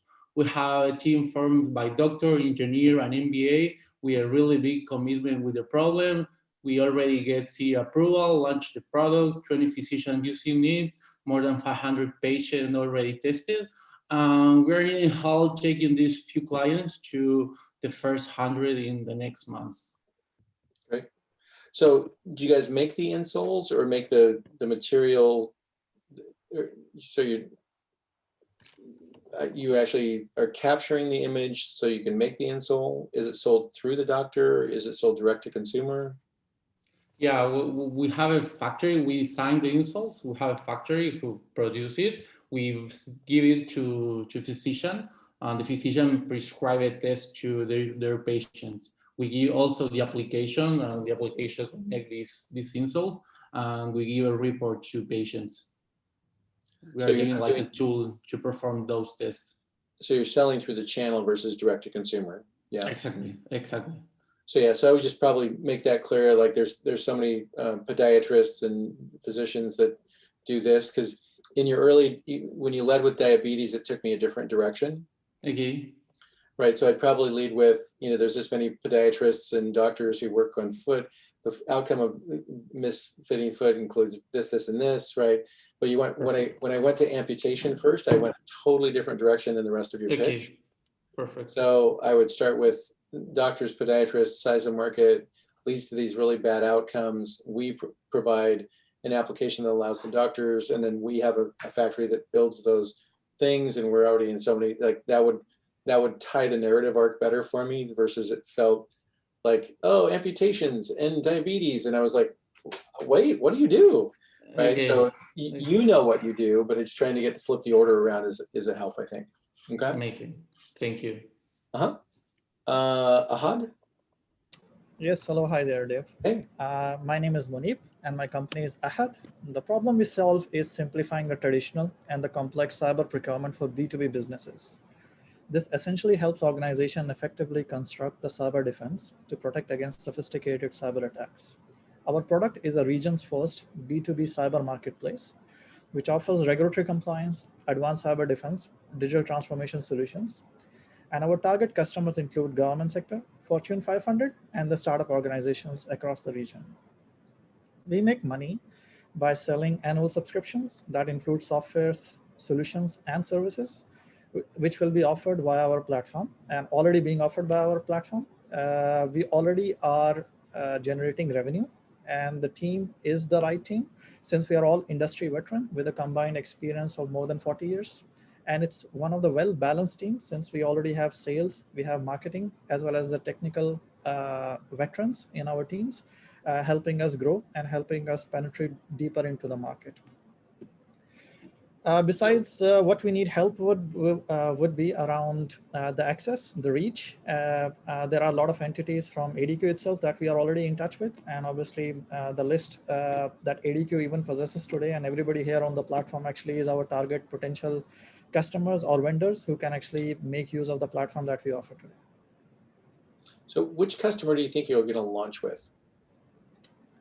Primary startups would be the ideal ones, since they already have a huge issue and challenge around when they launch. They always have cash flow issues, as we all know. One of the other reasons why everybody here today is just to make sure that we have enough cash. And the second category, which you mentioned around why businesses or startups close, is because they run out of cash. So while our marketplace is concerned, we are also partnering with some of obviously the financial institutes here to be able to offer buy now, pay later kind of mechanisms for B2B trade for cyber procurements, which obviously is brand new in this particular region and territories. But one of the helping hand that we can actually provide to those startups is when you launch, you should not be the first victims because you may not be prepared about the cyber attacks, which are already happening out there in the world. So I'm gonna question your thesis directly there. I think selling to startups is precarious because startups don't have any money. Yeah. And I don't think they know they have a problem with cyber until it's too late. Correct, indeed. And that's one of the other reasons. Yeah, we also mentioned the government sector, the BFSI sector, that we are targeting along with the Fortune 500 companies. I'm going to ask you, don't answer. I'm just going to give you my feedback. Yeah, go ahead, please. Noted. Okay.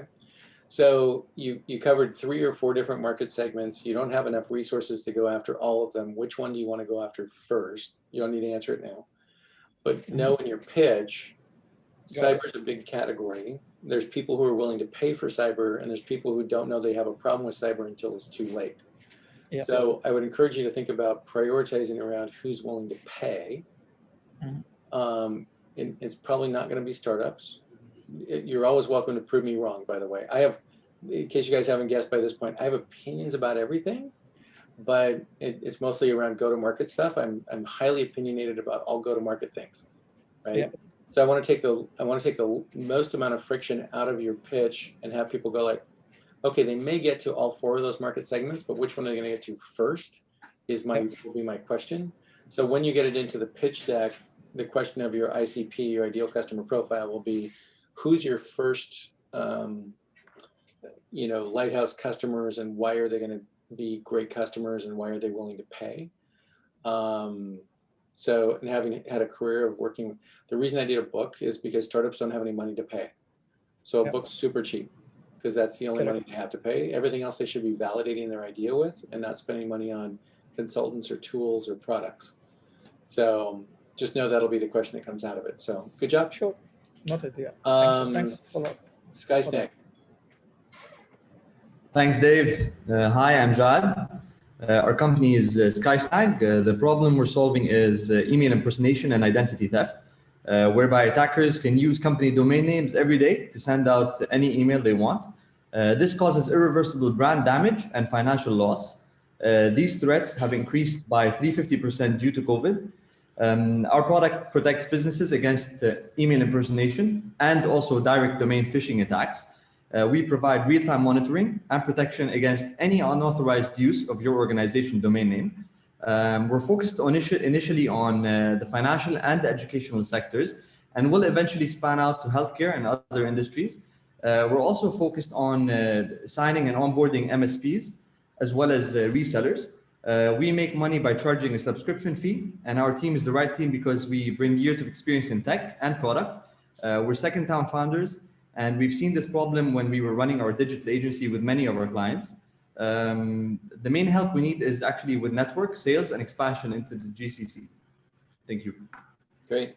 The only thing I'd change in your pitch is I'd flip the order of, I think the brand value proposition is number 2. Sure. Versus number 1, because right now you lead with brand damage. The answer is lead with financial damage, and oh yeah, and there's brand damage too, is kind of flip the order.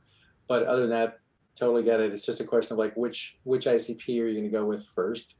Because there's a bunch of people who could do it. The question is who will pay for it, and how big is that customer segment? And it's it's leading to the right questions at the end of the pitch, which is great. So good job. Thank you. GeoJet. Yes, hello. I'm Zach, and my company is GeoJet. The problem I'm solving is how to manage online presence for multi-location retail chains. Our product is a platform which is designed for our target customers of marketers who's going to be managing online presence for retail chains and multi-location businesses. We make money by selling this platform directly to big retail chains or to marketing agencies, and we have a subscription model which you need to pay annually. And our team is the right team because we have our people from different backgrounds like sales, marketing, tech. So we've got everything covered. We speak a few languages, so we are basically set to scale internationally.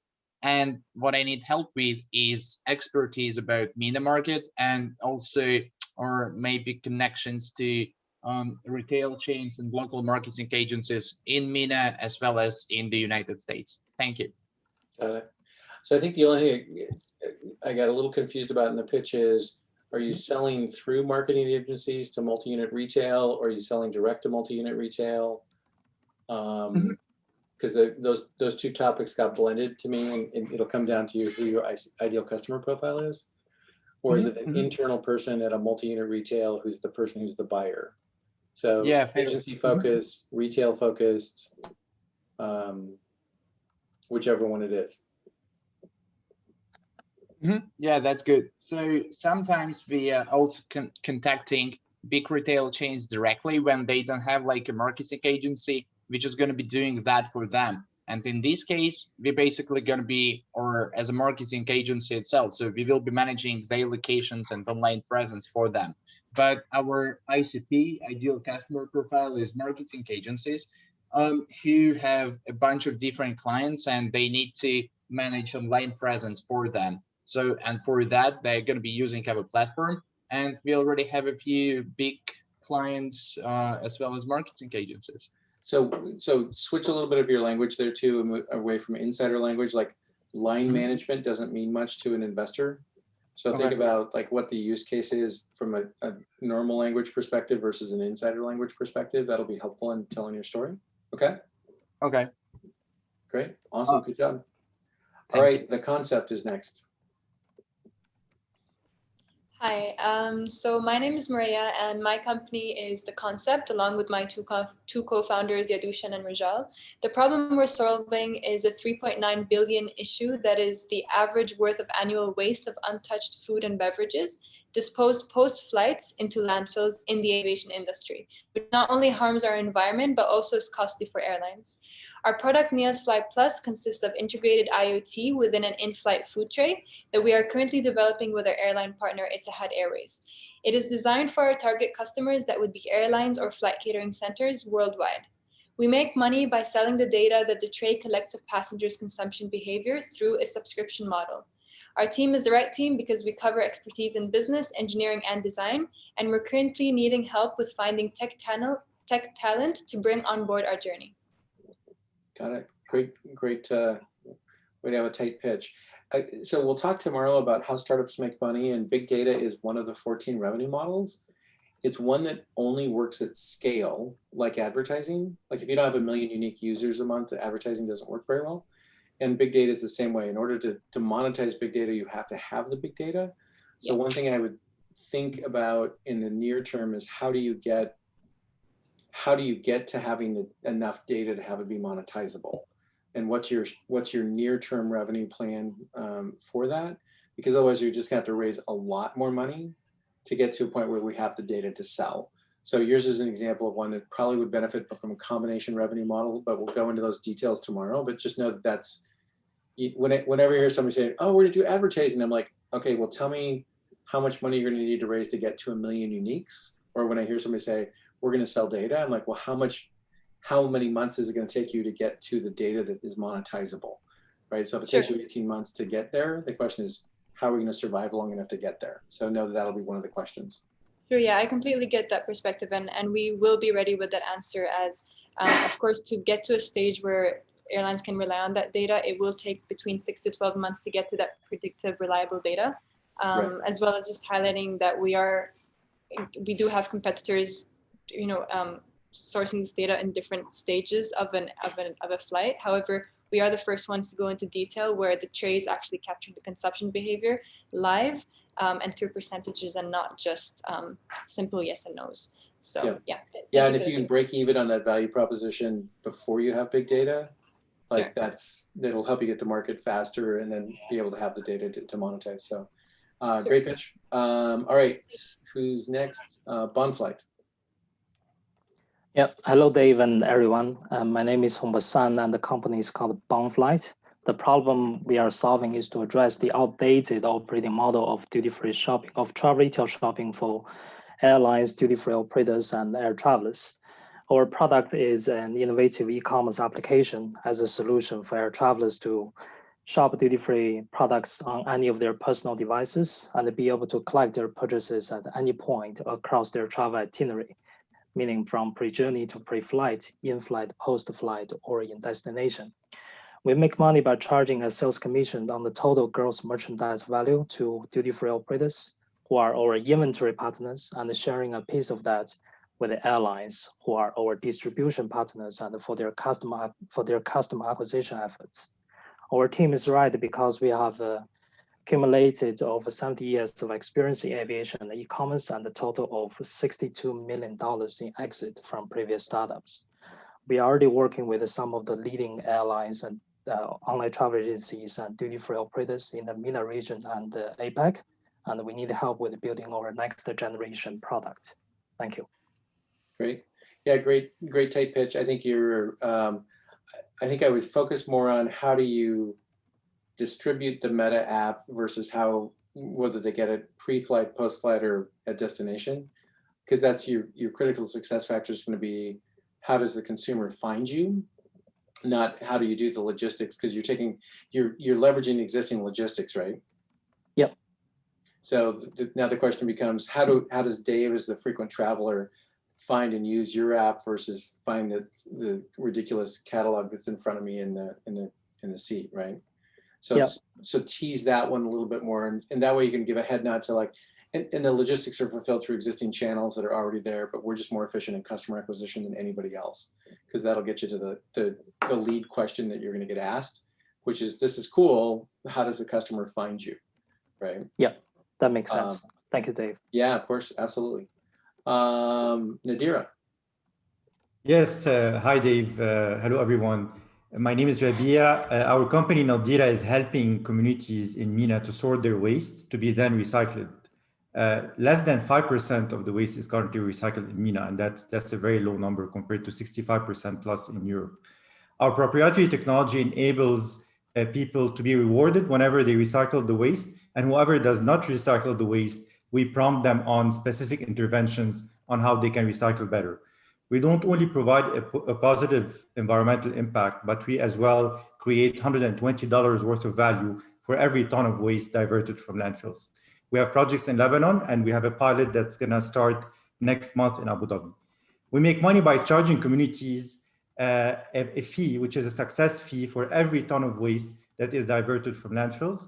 And we're looking for support on market access, funding for our team, and funding for our R&D pipeline. Thank you.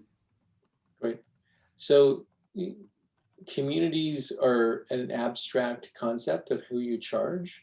Are you charging the municipality? Yes, we work with municipalities and property developers and managers. So we have both, we can work with both. And we're actually currently working with these two customer types. Great. So I would use that as your example of, we charge either municipalities or property developers who are concerned about, because that'll make it less of an abstraction and more of a like, oh, I see you're selling to municipalities, you're selling to property developers. That'll help anchor your ICP a little bit faster for your investor audience. Yeah. Great, awesome. Thank you. Good job. Who else hasn't gone that didn't put their name in the list? Or read them all? All right. Okay. So we'll do some more of this Mad Libs pitches tomorrow, so you get a chance to do that. This also helps you get closer to your value proposition, because I'm going to push real hard on like your value proposition. In order for your advertising to work, needs to be very crisp on who your audience is, who your buyer is, and why they're buying from you. So I need you to go from an abstract thing to an actionable thing. So, and that'll be coming up after the break. We'll talk about value propositions. But for right now, we're gonna take a 15-minute break. So grab whatever you need to grab, stretch, do all that kind of stuff. We'll be back in 15 minutes to talk value propositions, and we'll see you in a few minutes.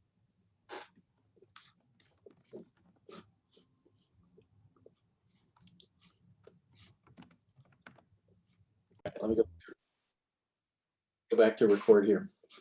So any other questions as we come into the value proposition section? I had one question. Yeah. Go on. Sorry, go on. Okay. Yeah, I've got one question. Our B2B product, it takes care of helping our customers save money and make money. And we've got 3 competitors in each of these 2 capabilities.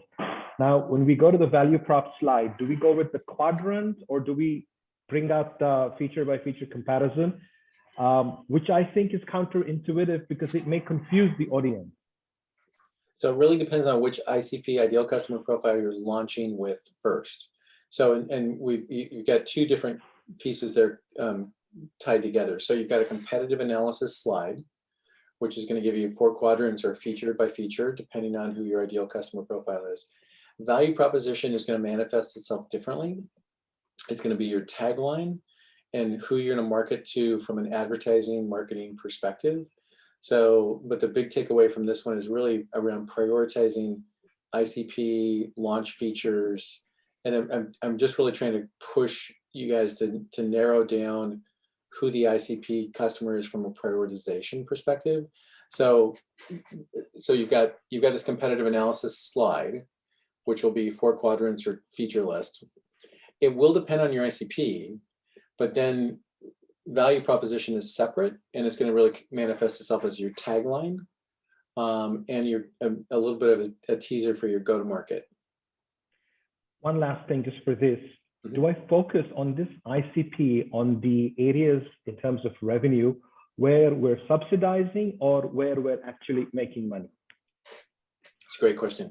So initially, I would focus on where you're making money, because it will fund the flywheel that you can use to then reinvest. I think of these as kind of a waterline idea, right? So there's problems you can solve that are below the waterline but don't make you any money, and there's problems you can solve above the waterline that you make money and you can reinvest in below the waterline items, right? So from early validation perspective, the investors care about proof points from revenue or proof points from customer growth. So traction is either usage, customer growth, customer acquisition, or revenue. Those are your 4 variables for traction. So if you have customers you're subsidizing, but they have good lifetime value, great. But focus on the ones that generate revenue first, and then reinvest that revenue into growth would be the way I'd prioritize. Fantastic. Thank you so much for that. Yeah, absolutely. Somebody else had a question? Yeah, I just wanted to ask on the IP and defensibility. How important is that in B2B SaaS, since it seems to be mostly about scale and also maybe a bit on enterprise sales, a little bit about the unit economics and the sales playbook and this kind of stuff. So is the IP really as important in the investor's eyes for B2B SaaS? I think it's what you're really acknowledging, Bertram, is the idea of how do you create competitive advantage over time. Initially, everybody, especially in the B2B SaaS market or the subscription businesses, it's about speed and knowledge of the customer. Those are the 2 things you really have. The question then becomes, over time, do you build around trade secrets? Do you build around algos? Do you build around, customer acquisition? Is it product? Like, what part of this makes it hard for somebody just to copy it, right? And you don't have to have the answer to it, but you have to be thinking about it. So when somebody says, well, how does, because inevitably what happens is somebody says, well, why doesn't Microsoft copy it? Well, A, they're not in that business, and they only have to go after multi-billion-dollar markets, right? So there's a great example of that one in Seattle recently, because Microsoft 10 and they dropped Microsoft Windows 7. there's a whole bunch of installed devices that are no longer supported. So a company here in Seattle just raised, I think, $30 million in their Series A or Series B, like a big number. And they're just doing Android to take over all these deployed Windows 7 devices that Microsoft's abandoned. So it's basically a $2 billion market that Microsoft just abandoned, right? So, but the concept there is, if a big player was to pivot into your space, how do you build defensibility over time? And it doesn't have to be like, oh, we're filing for a patent in 18 months. It could be like, we're going to keep being nimble. We're going to keep being fast about deploying new product. And we're going to look for opportunities every chance to build defensibility into what we're doing, right? So think about it. Think about it that way, as it just building the story. It doesn't have to be done. You just have to be. You have to tease out that you're thinking about it. Mm-hmm. Thanks. Makes sense. Yep. Was there one more before we move on? All right. All right. So the outcome of this section is your tagline and the start of your the marketing section we'll talk about tomorrow with your marketing funnels. So the outcome here is it's an exercise of taking something that's super long today. You started to do it with your pitch, and make it into, okay, what's the tagline I could put on my opening slide that understand, oh, we're a B2B solution for X, or we're a B2C solution for Y, right? I'm really just trying just to get it down to a working value proposition and a working tagline. And this one's hard, so it'll give a little bit of exercise time to do this as well. But just know that, like, it's not going to be like one and done today. If you get it one and done, you're brilliant, and you can help somebody else along the way, because these ones are typically difficult to do. So positioning is really the question in the customer's mind of what position you hold in the customer's mind as it relates to your product, your value proposition, and your place in the market. Are you the low price leader? Are you the cheapest? Are you the fastest? Are you the best? Are you the most innovative? So what position do you hold in your customer's mind? So one thing I would encourage you with new products is you don't want to be the low price leader, and you don't want to start your pricing too low. And we'll talk about pricing tomorrow, but just know that the position I want you to have is be innovative, be new, be thoughtful, be close to the customer, but you don't necessarily have to be the low price leader. So with that, it comes to your ICP, or ideal customer profile, of who is your initial customer. Again, as you look out 18 months, it may grow from this customer profile to that customer profile to a bigger customer profile. But I'd rather you narrow in your initial ICP, so you could go spend money today to go talk to those people or acquire those customers, knowing that you can grow that customer over time. So start focused, right, and show growth, rather than start global and have a lack of focus. As you think about the program you're going into for the next 4 months, one of the things thereafter is your marketing and sales motion, and how do you scale it? And if you start off after everybody, the answer is there's no place you can't spend money after everybody. You have to spend money on specific things. And again, tomorrow we'll talk more about your generating your marketing funnels, but this is about your positioning first and marketing activities tomorrow. So limiting your service or customer first is super important, and then expand, and then is you're not precluded from selling both products or services. So there's a company here in Seattle called Smartsheet. Smartsheet built an equivalent of Microsoft Excel for all the stuff that we use, that normal people use Excel for, that doesn't involve calculations. So project plans, moving plans, deployment plans, right? So they built this ground up competitor for Excel. One of the things that they did was they built a professional services organization who did non-recurring engineering or did professional services work, because before my customer could use my product, in the case of Smartsheet, they had to train a certain number of people, or they could deploy the Smartsheet professional services team to help them do the deployment. So the reason I bring this up is, if you think about this as a workflow from your customer, what things need to be aligned before the customer buys your product, and what things change for the customer after they use your product. So do they need to switch from Apple to Android? Do they need to be on Mac versus Windows? Do they need to be on a particular browser? Is there something that they have to do, or something that precludes them from using your product? on the front end before they can use it, or on the back end after they use it. So think of these as upstream and downstream implications of using your product. So as you think about your go-to-market, it matters, but it also matters in your positioning, because it's going to narrow down who could use your product today based on their profile. So back to the Strava example, if you were an Android user early, the answer is it didn't matter, and there was no sense in marketing to them, right? And then what claim or promise are you going to make? Better, faster, cheaper, more robust, friendlier to the customer. So what is your value proposition or the claim that you're making to the customer? Now, keep in mind here that the hero of your story that you're telling the story for is not your company. So bad corporate marketing makes themselves the hero of the story. Good corporate marketing makes their customer the hero of their story. So every great story has a hero who's faced with a dilemma of great success or epic failure. Every great story has a guide.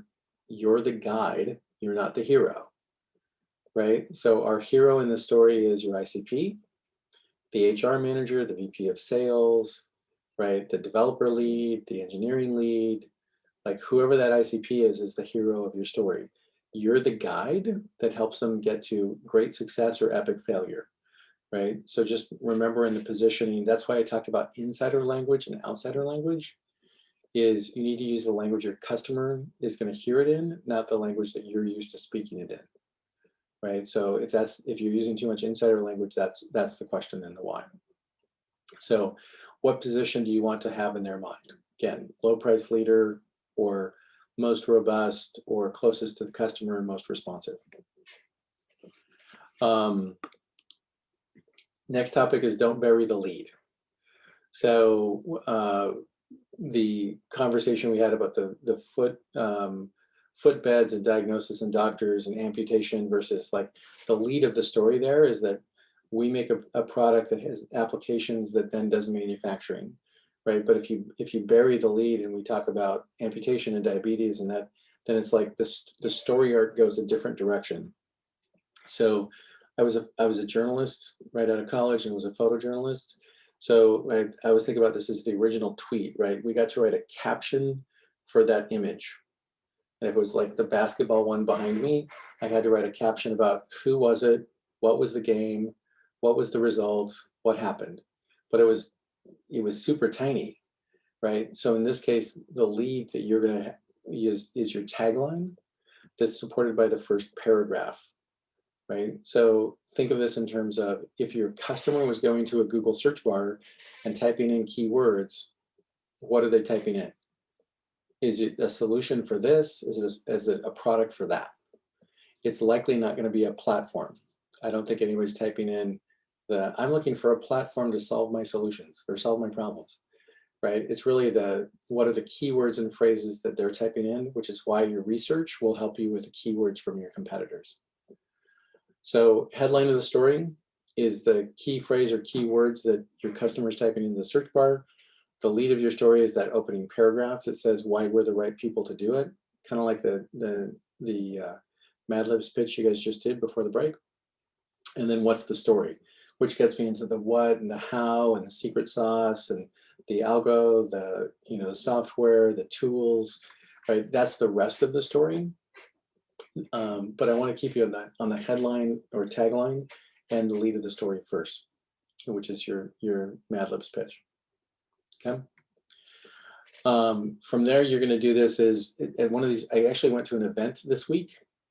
Like there was an in-person event with like 100 people, mostly without masks, as most people have been vaccinated for that particular event. That was actually a requirement to go to the event in person. It was super weird because it felt like walking into a room with, it was just after a year and a half or however long it's been. So, but the nice thing about events like that is you can do rapid A/B testing of your value proposition. So I have a friend named T.A. McCann who's very much an engineer. He's a mechanical engineer. So I've watched TA work the room where he's like, are you my ideal customer profile or not? If you are, I'm going to ask you these 3 questions.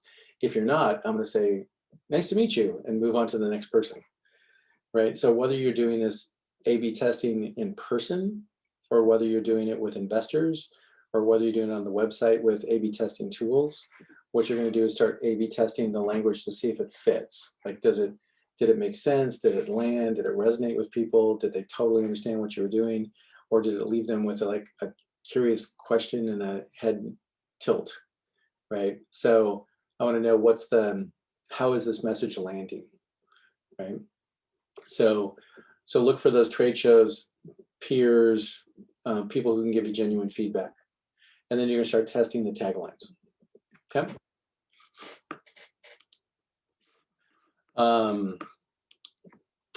Your tagline is going to be your one sentence. You're going to pull it from the Mad Libs pitch. It's going to be a benefit to the customer, not a feature. Does it save them time? Does it make them money? Does it allow them to be the most responsive? Does it allow them to sell more product? Does it allow them to get better production from farming? Whatever the benefit to the customer is going to be in your tagline is a benefit. It has to be simple, and it has to be able to evolve with the company. So you're going to go through the process of like testing these out and figuring it out, see if they land. And again, the exercise today is to start to do that exercise. And it won't be perfect by the time you get to Thursday, but it should be better than it is right now. So that's the goal, is to get you started down that direction. A quick note on branding. Typically at this stage, you don't have enough of a budget to really consider too much about your brand. From a PR perspective, from a brand perspective, you don't have millions of dollars to spend. So, do things that work and then build on them, versus good is the enemy of perfect here, right? Or perfect's the enemy of good. So Bezos has an example. They're here in Seattle as well. And his theory was, when you have 70% of the data, you make a decision, because it takes you so much longer to get to 90%, let alone 100%. So in this case, you're going to start doing your testing, getting feedback from customers, knowing it's going to be wrong a little bit, which is a little uncertain. And some folks like it to be perfect first. You're not going to be perfect first, so just kind of get over that.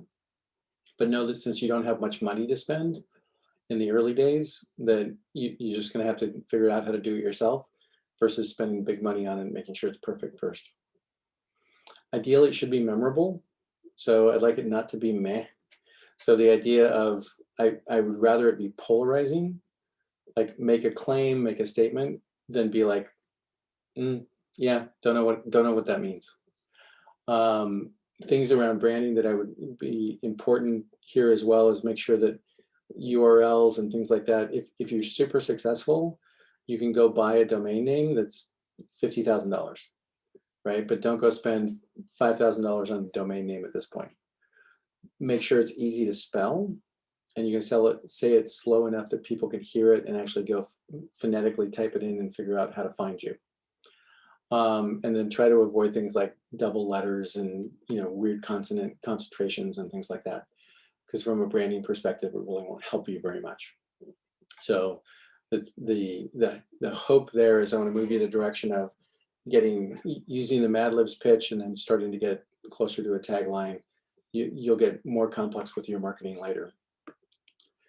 So what I want you to do right now is to just take a few minutes and write out what makes you different. Why should people buy from you? And write some samples of your website taglines and start to draft your opening paragraph. And this is one of those exercises that I know if I don't have you do it now, there's enough stuff on your deliverable list at the end of the day. So we're going to take about 10, 15 minutes right now, start to write it up. And as you guys start to feel like, yeah, I've got something that's workable, shoot your hand up, and once we get a few of those hands up, we'll listen to those and we'll keep riffing on them, and we'll move on to the next topic. Okay.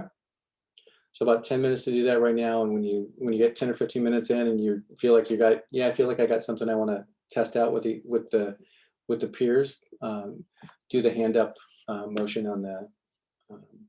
on Zoom.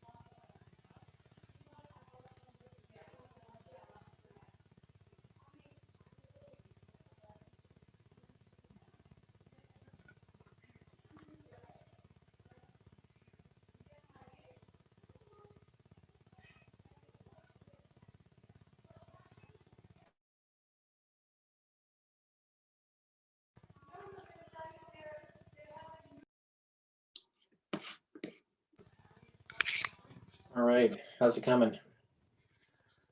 Great. So should we type it out here? Or should we just share it in words? You can do either, whichever works for you. It's more of exercise in getting you guys to actually put it to keyboard and get it memorialized. Yeah. They're still looking kind of long, but we're getting there. Got it.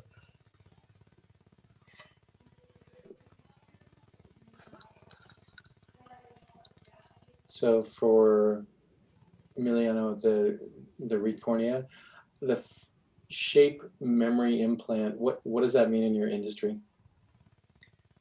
Okay, shape memory is a definition of a specific metal biomaterial, which is used basically for stands, for example, and it's able to maintain, the shape. It doesn't matter how many deformations, you can squeeze, fold, and so on, and it's always back to the original shape. So so think of this as think of your tagline is what you do, not how you do it. So if in your case, the what may be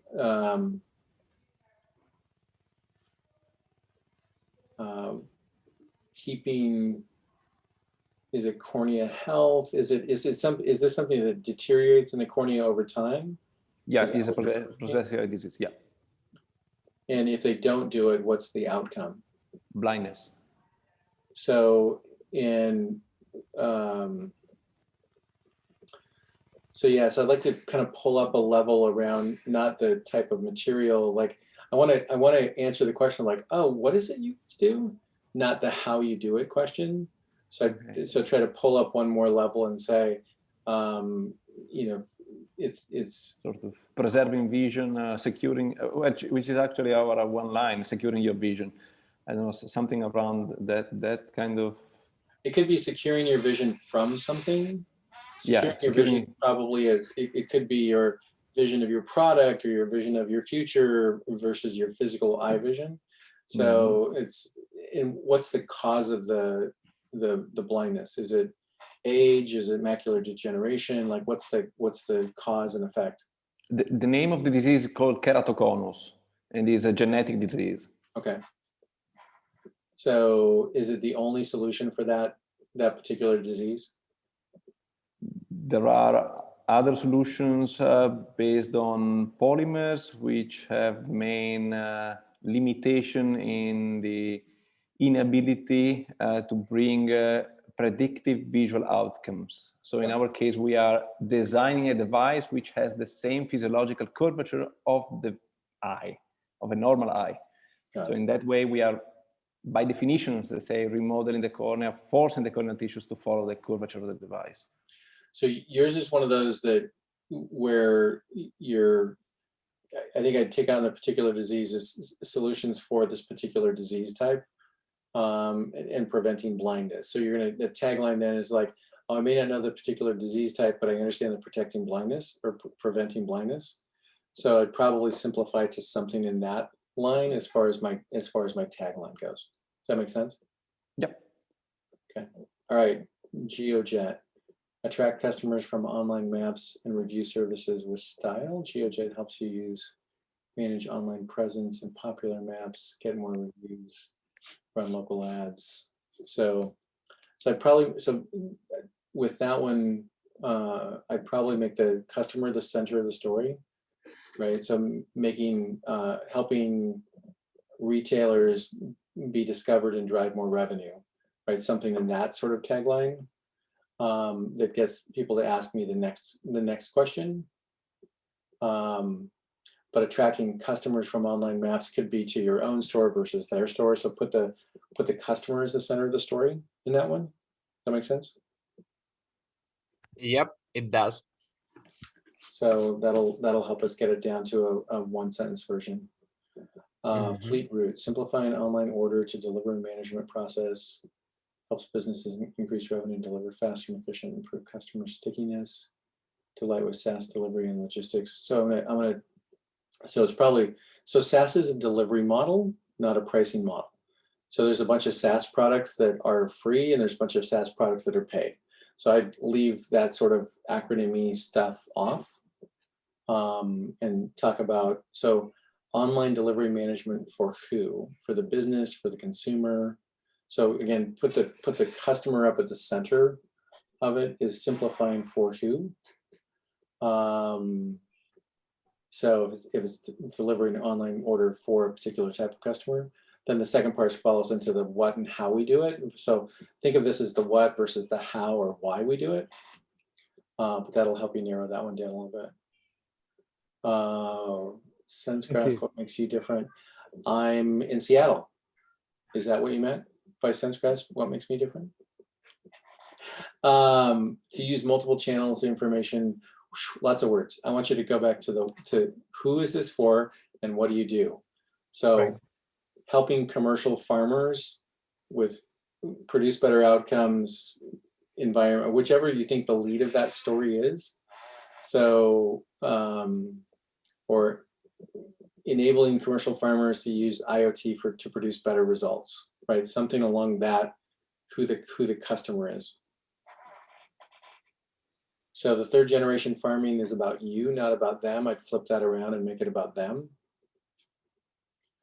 Future of farming is just too vague or too broad. So does that help? Making farming more efficient? I would say using technology to make commercial farming more efficient is more interesting, because it's like it's tech, it's about them, and it's about, is it about efficiency or is it about environment? Is it about yields, or driving commercial farming yields through tech or technology? It's like, well, that's actually closer to a tagline. Okay. Pablo, host your weekly live shopping events and earn money an hour. Okay, so I'd probably flip it and say this is an example of pronouns are not your friend, right? Your is too broad, and it could be Dave versus a commercial. So helping retailers convert or create and convert on shopping events. So the question is, the who here is the question. So if the customer is the lead of your story, it's retailers, is it direct to consumers, is it product folks? So I'd probably tweak it around that. And then shopping events and driving conversion, right, is definitely part of the highlight on your tagline. Cool. Make sense? Mm-hmm.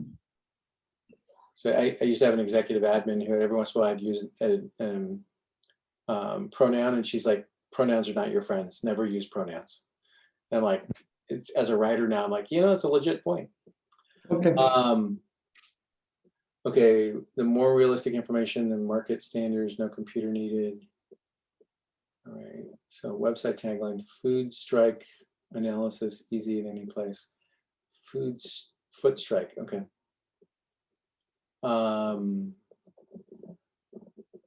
So you need to decide here on your messaging. Is the messaging for the doctor, or is the messaging for the consumer? For doctors. Okay, so I would say helping, technology that enables doctors to solve foot problems for their patients, or that's still too many words. But what I'm looking for there is that it's really a doctor message, because the doctor in channel is going to be part of your TAM. Like there's this many doctors who are looking at foot related care issues. So it's, making it easy for doctors is too generic. Giving doctors technology to solve foot problems, somewhere along that, get doctor at the front of it. And what's the thing you're really trying to solve for? In the tagline, you say? Yeah. Okay, perfect. Uninet, new approach to creating and manage game data. Is it about the game data, or is it about tools? So we offer tools which manage and create game data. Right. But it's really developer effectiveness in creating the games, right? Yes. So the game, when I think of game data, I think of, my Twitch profile or my gaming profile. That Oh, sounds like game data. I see. No, this is not what I was talking about. Right. So I would say, creating productivity for game developers that drive performance or increase productivity or something along that line. This is why this exercise is hard. So sorry, it's like pulling teeth, but it's like, for us as founders, it's always clear in our head, and it's occasionally clear to the investors. So I want to get you out of your head and get you clear to investors. All right, Zumbi, engineering managers, with their one-on-ones, develop onboarding, replacing Google Docs and so I'd probably flip that around and saying, helping engineering managers onboard and support their teams, or tools to help engineering managers onboard, support their teams to become more effective. But because you're really talking about a life cycle, I think, with the engineering teams. Is that right? Yes. Yep. So I tease out something that's all about engineering managers managing the life cycle from onboarding through one-on-one and career development, something along that line, where it's like, then the tagline would be like, oh, okay, your target market is engineering managers. It's the life cycle of engineers. So, and then basically the way you're going to pay for that is, instead of engineers churning, you can point to a monetization that says, if they don't churn, my cost of churning an engineer is $150,000 to replace them. So I could pay you $10,000 a year and it would still be a great cost savings, right? Counted personalized nutrition platform, leveraging insights real time to achieve health goals. So I just put the who on that for counted. What's the demographic? So instead of making counted the lead of the story, make your customer the lead of the story, because counted is going to be on the page anyway, not as your tagline, but as a logo. So helping millennials, helping Gen X, helping whoever you think your target profile is, with personalized nutrition and reaching health goals. So something in that neighborhood. So flip it around so they're the hero of the story. Good. Thank you. Mm-hmm. Right. Anybody else want to throw yours in there?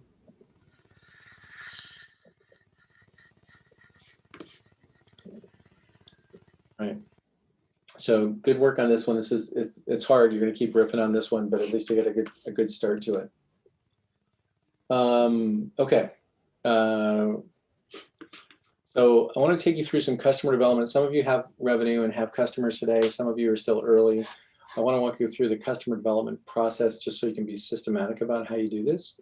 And the thing that you're going to start to do is start to gain. So think of it this way. If you had today a list of 200 potential customers that you could email and ask for feedback, it would be amazing, right? So you're going to start building that list literally this week. And over the next 3 or 4 months, depending on whether you get into the program or not, or do this solo, you're going to effectively build out a list of 50 to 100 potential customers. But I want you to be systematic about how you do it, so you can capture their data and ask them the same questions. Because if you keep asking them random questions, you're going to get a bunch of random answers. So, customer development. Can you guys see my? Let me go back to share. Is my screen up okay again? No. 1 sec. Stop share. Share screen. All right. So from a customer development process, Steve Blank and Eric Rees wrote about this in Lean Startup and Steve's Lean Launchpad. So Steve used to be one of my board members at Startup Weekend. So customer development is really the parallel process of product development. So if you're the product owner, product manager, and the lead developer, you're gonna do these in tandem. Or if you're the CEO and have a technical resource, it's really helping you define what your product roadmap is. You'll hear me talk about an 18-month window. And the reason I typically talk about 18 months is that's typically the fundraising timeframe. So when you get out of the Flat6 program, you're going to go out to the market and raise capital, and you'll probably raise capital for roughly 18 months. The goal of that 18 months is you have 12 months to deploy the capital, 6 months to go raise the next round of capital, and what milestones you're going to hit in between, right? So to inform those decisions, you're going to go out and do customer development interviews. If you have a big team, I still don't think this is something you can segment out and have somebody else do. Like interns can't do this, right? You're looking to connect dots before the dots exist as the founder. So it's really something you're going to have to go do. And it's really getting out of the building and going and talking to whatever your ideal customer profile is. When you start, you're focusing on a particular ideal customer profile. And if you go that direction and find out you're wrong, then you can pivot to the next ICP in the list, right? But the idea here is you're going to go out and start to do those customer profile information. You're developing the product for a few, not for many, as you start. So the goal here is you're really focused on, like, I really need to nail the features of the product at this stage so that our customers are super passionate about what we do and they become our raving fans. So what you're after is that halo effect. People are willing to talk about the product. People are willing to interview or be interviewed for white papers. So what you're really trying to go after there in this process is to get raving fans and people who are willing to come out and give you that feedback. So develop it for a few, and then not versus developing it for many. The interview questions are going to give you access to what their needs are rather than what their wants are. So I'm going to try to prioritize based on the passionate response. If the response is like, oh, that'd be nice, like that's not a feature I'm going to build, right? I want them to be like, oh my gosh, I need you to build this, and then I would pay you for it. And then you're going to try to seek to validate with revenue and commitments rather than just like, oh yeah, I'd be happy to use it. So customers are likely to tell you what you want to hear as well. So you need to parse those off, and things that you need to do is like, if this was to fail, why would it fail, right? And ask them those questions as part of the process as well. All right, so that's the general customer development process by background. This is Steve Blank's original stuff. Was, if you think about customer discovery and customer validation, that's the process of turning hypothesis into facts. I'm going to go out and do those interview questions, and then I'm going to move that into the build process of executing on what we're building and getting those prototypes out. The challenge with Reese's work is it's great if you have 1,000 unique customers a day, but for most of you, you don't have that many customers, so you actually have to go out and do the interviews, and the interviews just take longer to do. It's harder to A/B test with interviews. So acute focus on the problem. Sorry, you can tell it's the end of my day as I start to yawn here. So acute focus on the problem as you do these interview questions, not the product. Don't lead with like, oh, isn't the product amazing? Like, lead with like, hey, so if I could wave a magic wand and make these things go away, what things would you want to go away? You're after if the customer cares, and ultimately what they want. So I'll give you one of my big ones from my first company. We built a new product that created leads for our customers. So we worked with large and small systems integrators, and we did software licensing and electronic license delivery of software. So we work with systems integrators, and the big systems integrators were like, boy, if you can give us leads for more sales, we would take it. The small systems integrators said, we don't really want any more leads, because if we get one new customer, I need 3 new customers, because if I get one new customer, it's just more work for the 3 of us, right? Because they were small systems integration shops, which just, I was like, you don't want more customers? That's crazy. And the answer was, I just want to get my kid's soccer game on time, right? So the idea of asking the customer one more step further, like, what would you like it to do, right? And in our case, for our small customers, the answer was, I just want to get my kid's activity on time, right? So not work on a Saturday. So find out what they want. And then look for the difference in your products at launch versus what your products will be at scale, because you're always going to be selling the idea of like, oh, the next build, the next build, the next build. So you're always making those queries into the customer questions about what other features would you like it to do. So this will create your feature roadmap and your prioritization based on the actual customer feedback. From a mechanics perspective, so think of this as my first 5 interviews I'm going to do with without doing a Google form. But once I get through the first 5, I want to create a Google form where I can start to capture the data systematically. So I'm going to get the name of the person, their profile, what their job is, and I'm going to start to ask them some questions about themselves, as well as about their buyer profiles.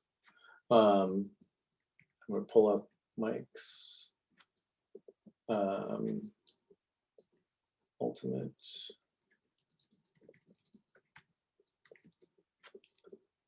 So I'm going to pull up some questions here for you with Mike Fishman, who's sorry,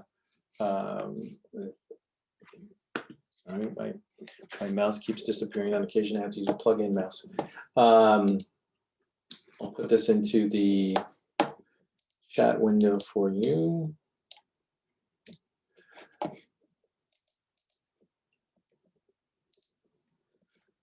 So Mike's questions were so good on these ones that I just asked him if I could copy them and paste them with permission for the book. So what Mike did here was he created a list of the ultimate customer development questions. And you'll see as you scroll through that, let me change my share.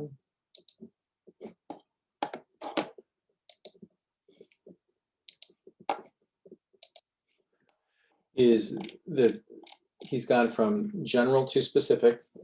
So things like customer segmentation. What do you do professionally? Who handles this process we're trying to improve at your home or office? Tell me about your role at the company. How much time do you spend trying to improve this particular process? And then specific questions related to your product. So for example, do you have kids? Do you have a dog? Do you have whatever the segmentations are that's relevant? On the problem discovery, you're trying to validate your hypothesis on the problem and learn from the problems. So what's the hardest part of your day? What are your unmet needs? Things like that. Problem validation, you'll see that do you find it hard to do this process or problem? One of the things I always like to look for in here is the customer currently have a hack that they're doing? So do they use an Excel spreadsheet? Have they hacked some tools together? What are they currently doing that solves this problem for them today? If the answer is they don't do anything, then it's a really great question. If the answer is, oh, we've kind of created this, we use Airtable and we do blah, blah, blah, and we've kind of hacked this thing together, I always find that interesting because it means the problem's substantial enough that it's a big deal, right? So what are they doing to solve the problem today? Product discovery questions then get you into things like, what do you think could be done to help you with the problem? What's the ideal solution to the problem look like, right? And then, so my point of pointing these broad questions out to you is when you do the first 5 customer interviews, you're going to decide which questions are the right questions. The next 25 or 50 of those, you need to put them into a Google form using a tablet or your phone. You can't really go out and just tell the customer, oh, go fill this out for me, because it doesn't work very well, right? You have to go actually do the interview of the questions themselves.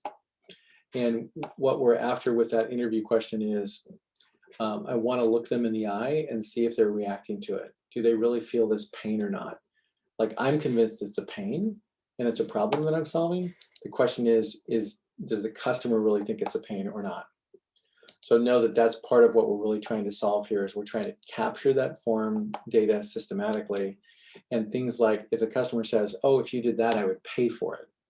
So the problem is once you do 25 or 50 customer interviews, you can't remember who it was that said that. In the early days, if you do 5, you're like, I can remember everybody. But when you do 50, the answer is it's not the case. You're going to end up doing 20 to 25 customer development interviews every month, and you're going to continue to build on that list. So in 6 months, that list may be 100 companies, right? And you need to have that list so you can turn around and do an email for that. So mechanics wise here, you're going to follow Mike's question format in general, find the questions that work for your specific product, and then begin to ask, how many retailers have you talked to? So when I think of the Pablo TV guys, the thing there is like, if we don't have customers who are using it, but we've done 75 interviews and 65 of the 75 said they would pay for it, then you may not have revenue traction, but you have data that proves your point on the product perspective, which is really what you're after to get into the program. Okay. So one question, go ahead. Can I just jump in? What if we do have revenue because we hacked together a small product and we actually showed that it works? Totally. The bigger point, I guess, is I'm thinking around customer acquisition. Is what's the ideal customer profile around product? Is it around fashion? Is it around this? Is it around that? Because what you're trying to prove out is how big is that market opportunity and are they willing to pay for it? And what's the hook that's getting them to come back and do it again and again? So even in the prototype, revenue is always useful, but the data that you're trying to build is to build a big enough group of folks that you can survey monthly, right? And come back and send a monthly update. I'll get to the monthly update here in a second. But then what you're trying to do is figure out like what feature throws them over the edge and gets them to come back and say, oh my gosh, that's great. I'll use that every week, right? Is kind of the thing you're after. Awesome. Okay. Also ask them the question, if this was to fail, why would it fail, right? So as founders, that one gives us great angst because part of us don't really want to know, right? It's one of those that gives us anxiety. But I would rather know in 6 weeks versus 6 months or 6 years. Like I would rather know as soon as possible, right? So neutral questions, not guided, not like, oh, isn't our product amazing? No, not the option. So then you're going to build that list of interested parties. You're going to drop it into a MailChimp list. You can do it in HubSpot. There's a free version of HubSpot as well.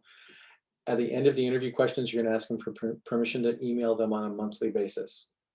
Almost everybody will tell you yes. You're actually trying to filter them out. If they're not really qualified, you'd rather they opt out because you don't want just a big list for a big list's sake. You're looking for a big list of people who will be responsive to you. Then you're going to send them a monthly update. That monthly update is going to start to look like the investor monthly update, by the way, in the early days. It's here's what we did, here's what we're going to do next, and here's where I can use your help. So that's going to go out to the 100 people I've already interviewed. So we did this last month. We're going to do this one. Here's where I could use your help. I could use introductions to more people like you. I'm looking for a technical person. I'm looking for a marketing person. So whatever it is you're asking for, most of the people on your list won't respond. The few that do respond are going to become super fans. Like they're the ones you're going to build the product for. So what you're after with this is I'm trying to build a list that I have 200, 300. So instead of me having to go do more one-on-one interviews, I have a bigger data set to get that customer information and feedback faster. So big issue here is you need to work on predictability. And so it could be that it goes out the 1st of every month or the 5th of every month, but make sure that it doesn't go out 1 month in a month and then 6 months later and then 3 months later. Like be predictable on this one and just put it on your calendar. Okay. Some things not to do in your customer development interviews. You're not a customer. Like I'm glad you have opinions, but you still need data. Don't tolerate a small sample set. Like the biggest thing you need to work on here is the faster you get through a meaningful number of customer interviews, the faster you'll build product that the customer wants. So no rhetorical questions, right? No blind surveys, and you're not at a point you can outsource this. If you guys want to divide and conquer it because there's 3 of you as co-founders, awesome, knock it out. But know that you need to get it into one single set of Google Forms so you can start to begin a database for it as well. Dave, can I ask a question, Dave? Yeah. Can I, if you don't mind, 2 questions actually. One is the customer acquisition approach that you've highlighted is more towards a B2B model, correct? Yes, both B2B and B2C. In B2C, you can do it faster, but you need to know your demographic. So in B2C, it's like it's women this age that have this spending pattern, right? So I can go to, well, I used to be able to go to a mall and ask that question. Now it's a little harder, right? So I'm going to go to user groups I'm going to look for affinity groups. I'm going to target ads based on Instagram or Facebook based on a particular demographic. The good news is I can crank through those faster, but with the B2B ones, I have to probably schedule those interviews. On the B2C ones, what I've done with those is I would rather spend $1,000 on advertising on Instagram or Facebook than $1,000 doing software development. So I will do an ad campaign that drives them to a landing page that throws them a forward error when they go to checkout, right? And at that point, people are like, oh, won't you disappoint people? I'm like, it's an MVP. I'm always going to disappoint people at some point because it's an MVP.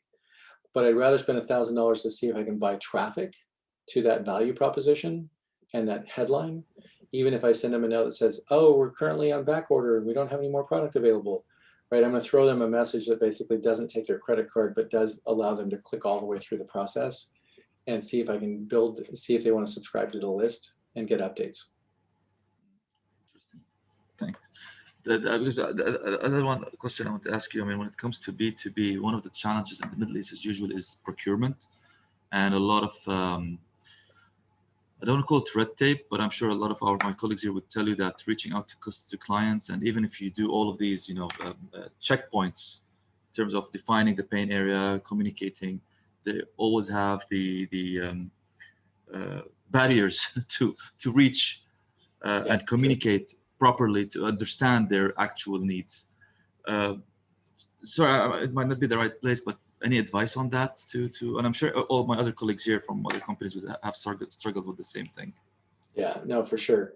And I think we struggle with it. Ultimately, I can talk to the profile of the customer and the demographic and maybe give them free access.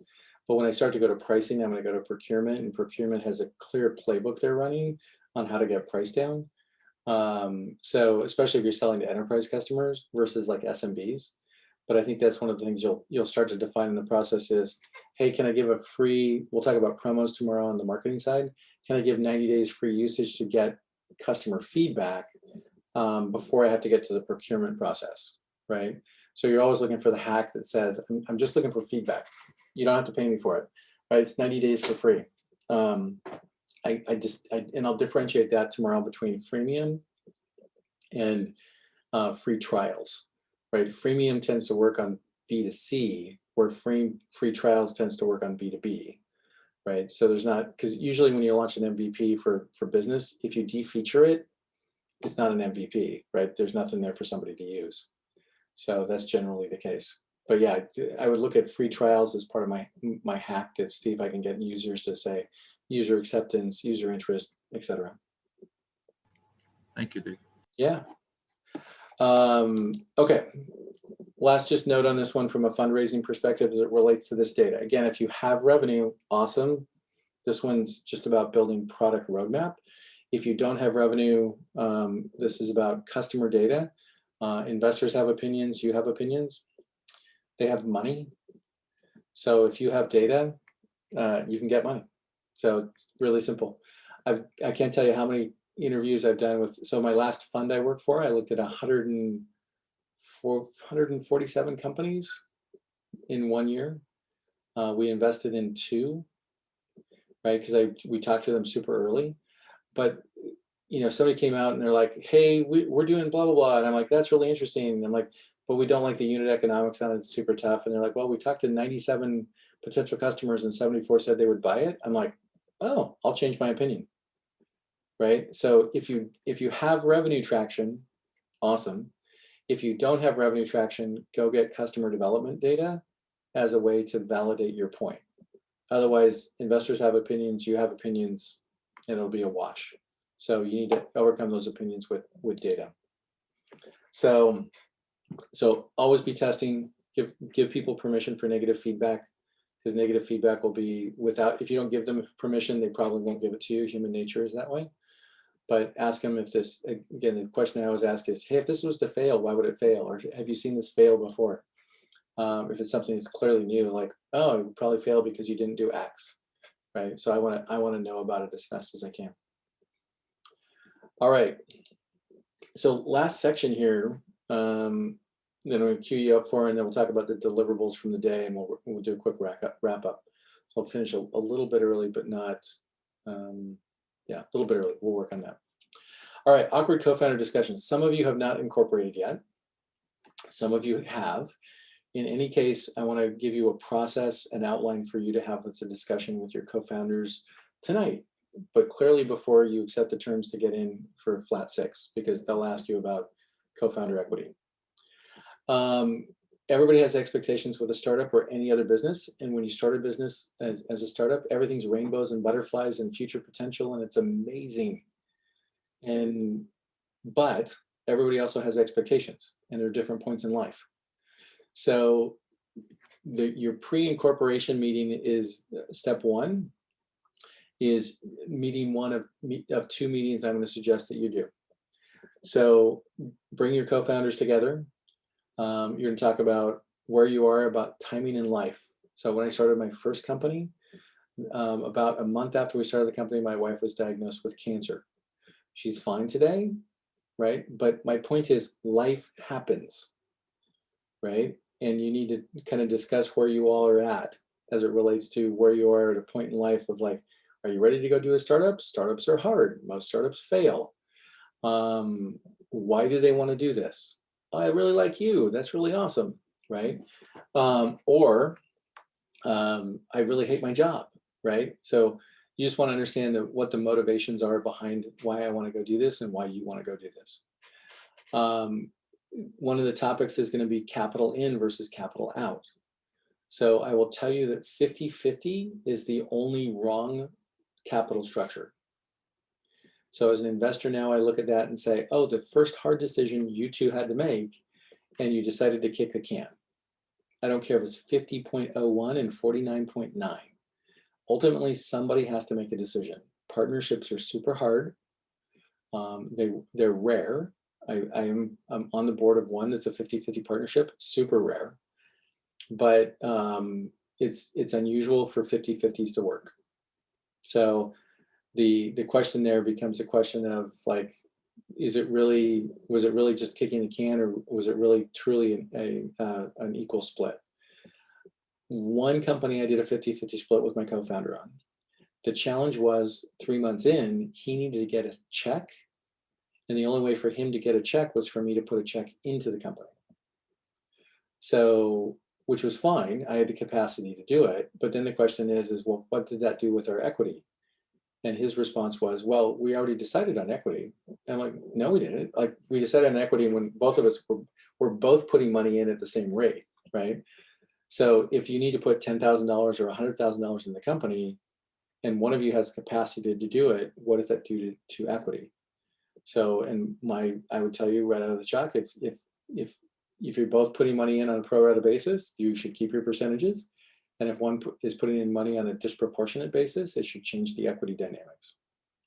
So on that note, what you're going to do is you're going to go to the startup equity calculator. So this is just foundrs.com. I'll put it in the chat window.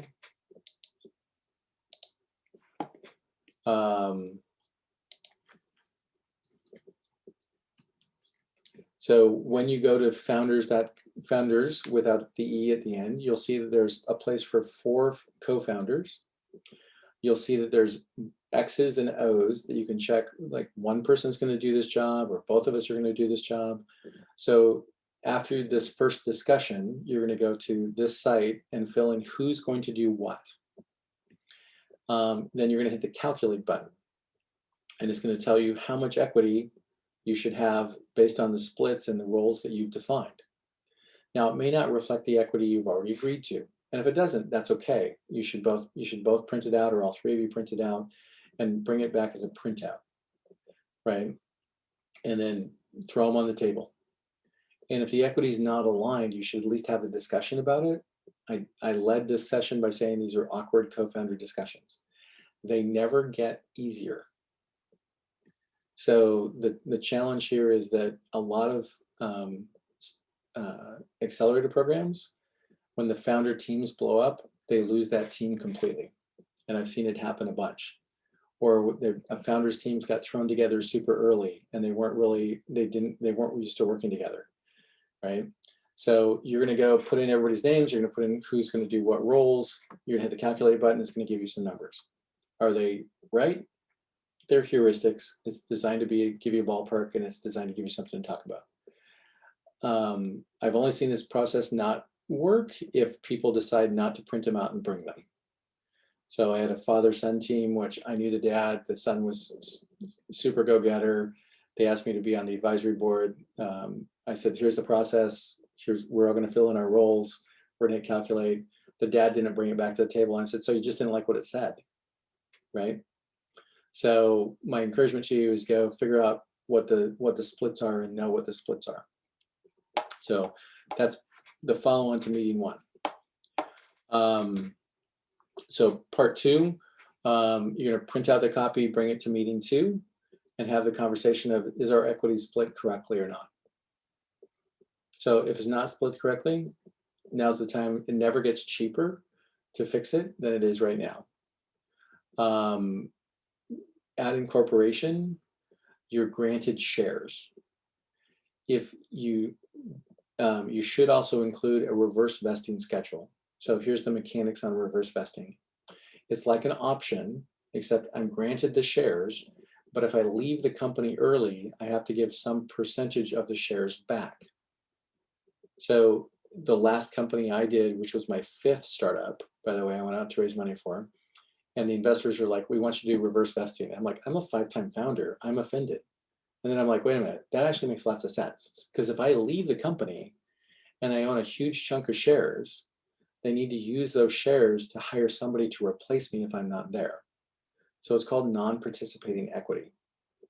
After the A round, it doesn't matter.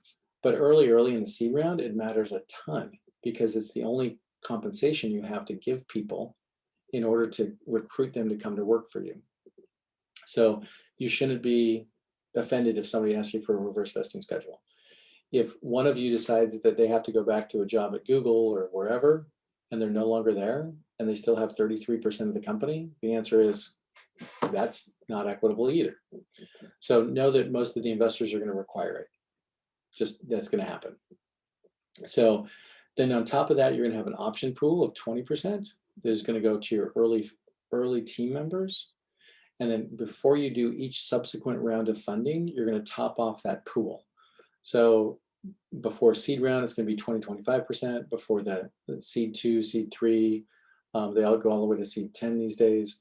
I may level it back up to 15%. Before the A round, it may be up to 10%.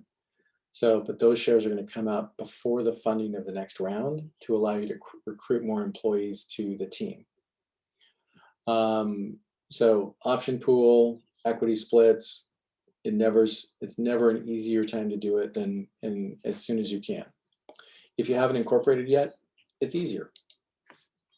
Post incorporation, I would encourage you to look at a tool called Slicing Pie. So it's the Slicing Pie website where people can track, hey, Dave's going to come in and is going to be our lead developer, but he got super busy at work, right? So now I'm not, I was set up to get 25% equity, but I'm not doing the work. So what Slicing Pie tracks is what's my market rate in my role, how many hours am I working, how many hours are the other people working, and it just gives us a way to track and have a conversation rather than, ignoring the obvious, right? Which is, hey, I need to go replace Dave and get another developer because Dave's not actually doing the job. So it doesn't allow you to inflate your rate. It just gives you what the average rate is.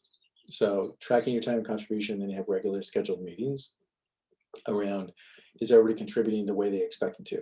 Again, when we first incorporate, everything's rainbows and butterflies and everybody's super excited about the future and there's no downsides, but as we go through the process, it's a challenge.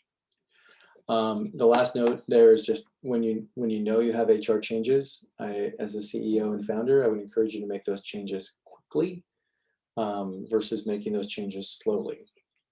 So that's having had that experience a bunch of times, I would encourage you to do that. Okay, so those are your awkward co-founder discussions you get to have, and cue that up before you get into the program because they're going to ask you about them. Okay, so let's talk about deliverables from session 1, and I want to leave you a little bit early so you can go crank on some of them. So you did your venture score, you tracked that, we'll come back and rescore it there as we get to the end of the program and then 90 days out. So I would encourage this as a way for you to look at, am I making regular progress around the things I need to deliver in order to get funded? Right. So if you find that you're not making progress on those things, I would question, like, are you super committed to the idea? Do you need to make a pivot? Is this idea going to work? Right. So start drafting you guys are going to do the 10 slide version versus 13. So start drafting your 10 slides. You should get through probably the first 4 of them tonight, though you're going to have to go do some research and competitive analysis to have a more complete and robust view of those particular slides. So list your research sources, your competitive profiles and sources, and begin to fill out those 3 tabs. The 3 tabs again are the competition, the thought leaders, and keywords. Okay. Start to outline your TAM if you haven't done so already. Find the third-party resources that can do third-party validation of the market sizing, or begin to figure out where you're going to find the data sources for that. Make sure in your TAM slide, in your market, so I would just call it market size slide, that you have an asterisk for any resources that you're pulling from a third party, so you can pull that into the data so that it's known to the Flat6 team as well. Pre-mortem, we talked about, if this was to fail, why would it fail? Just take some time to write that out so you and the team can look at it and go like, we want to take on the most obvious questions first, is super important. Draft value propositions, you did that, but you'll keep riffing on that. Outline your existing and required customer data. What do you want to know from the customer interview data? That'll start to inform your survey data and survey information. And then you have an awkward co-founder discussion this evening. So there's still time. So queue that up as part of the process. Make sure everybody's on the same page. If you're happy with the equity splits, great. Just make sure your co-founder is happy with it too. I'd rather have you take it on earlier rather than later.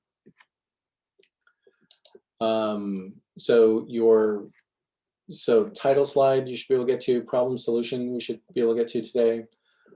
Market, timing and competition, and your team slides. You should be able to nail those ones down today, and we'll get to the other ones tomorrow. Okay. Couple things. I'm gonna give you.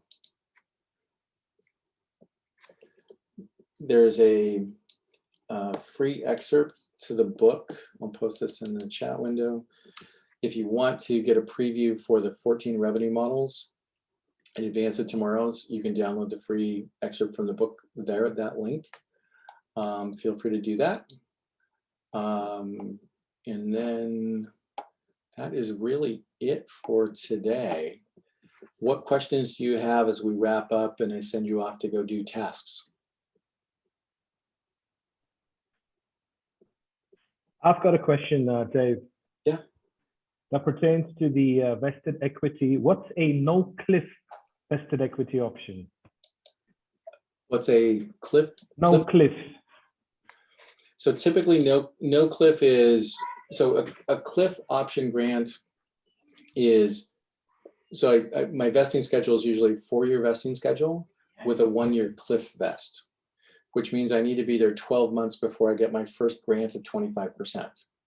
A no cliff option typically means I get 1/48th of my vesting every month, which is fine, right? So for founders' perspective, the answer is that's fine. If you're bringing on a new employee, you would want to have a cliff vest so that you, early on, they have to complete the first year before they get any equity, because you just want to make sure they're the right person. It gives you time to figure out if they're the right person or not. So you could fire me at 11 months if you wanted to, and I would get no equity. It keeps you from having acrimonious early shareholders who are no longer part of the company but have significant stock percentages. So that's kind of why you want to use a cliff vest. I've seen it work both ways. A reverse vesting schedule typically has the similar, whatever format you do for your option pool is the same option, is the same mechanic you use for reverse vesting of people who own shares. So if it's a 4-year vesting schedule, you typically have the same schedule. If it's a 1-year cliff, it's a 1-year cliff, right? But the goal there is that if somebody owns 30% of the company and is no longer there, I'm going to look at the cap table at some point and say, wait, you guys together own 70%, and then there's this 30% person who's no longer contributing. Why are they on the cap table, right? So as an investor, I'll try to get you to negotiate a deal with them because I'd rather that equity become available to hire more employees. Understood. Thank you very much. Yep. Other topics? We've covered a lot today. I know it's been the whirlwind version, but I know I got stuff to send you have to go do. Dave, just wanted to know your insights on ESOP and at what point or how much of it, how do you bring that up? Employee stock option plan, ESOP, you mean? Mm-hmm. So do you have a employee stock option plan today, Rahul? Yeah, we do have a pool of 15%. 1.5? Yeah. So have you raised money yet? Through grants and the accelerator program. Okay. So 15% is probably light given the stage that you're at.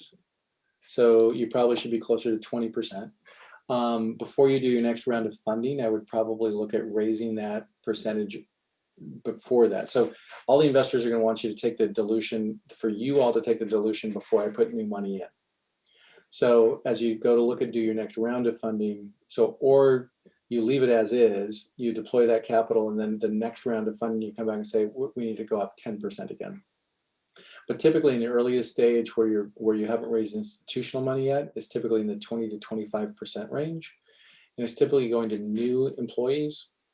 So the mechanic here is, if you and I start a company and you own 2/3 and I own 1/3, you're going to have 2 million shares. I'm going to have 1 million shares. The total number of shares is going to be 3 million. And then when we raise money, we're going to sell $1 million worth of stock at $1 a share. So that gives us additional dilution. So you and I both take the same pro rata dilution. Right. The options pool is our options. So not all of them will vest, but that 20 or 25% should be in the range of expected ESOP shares. Right.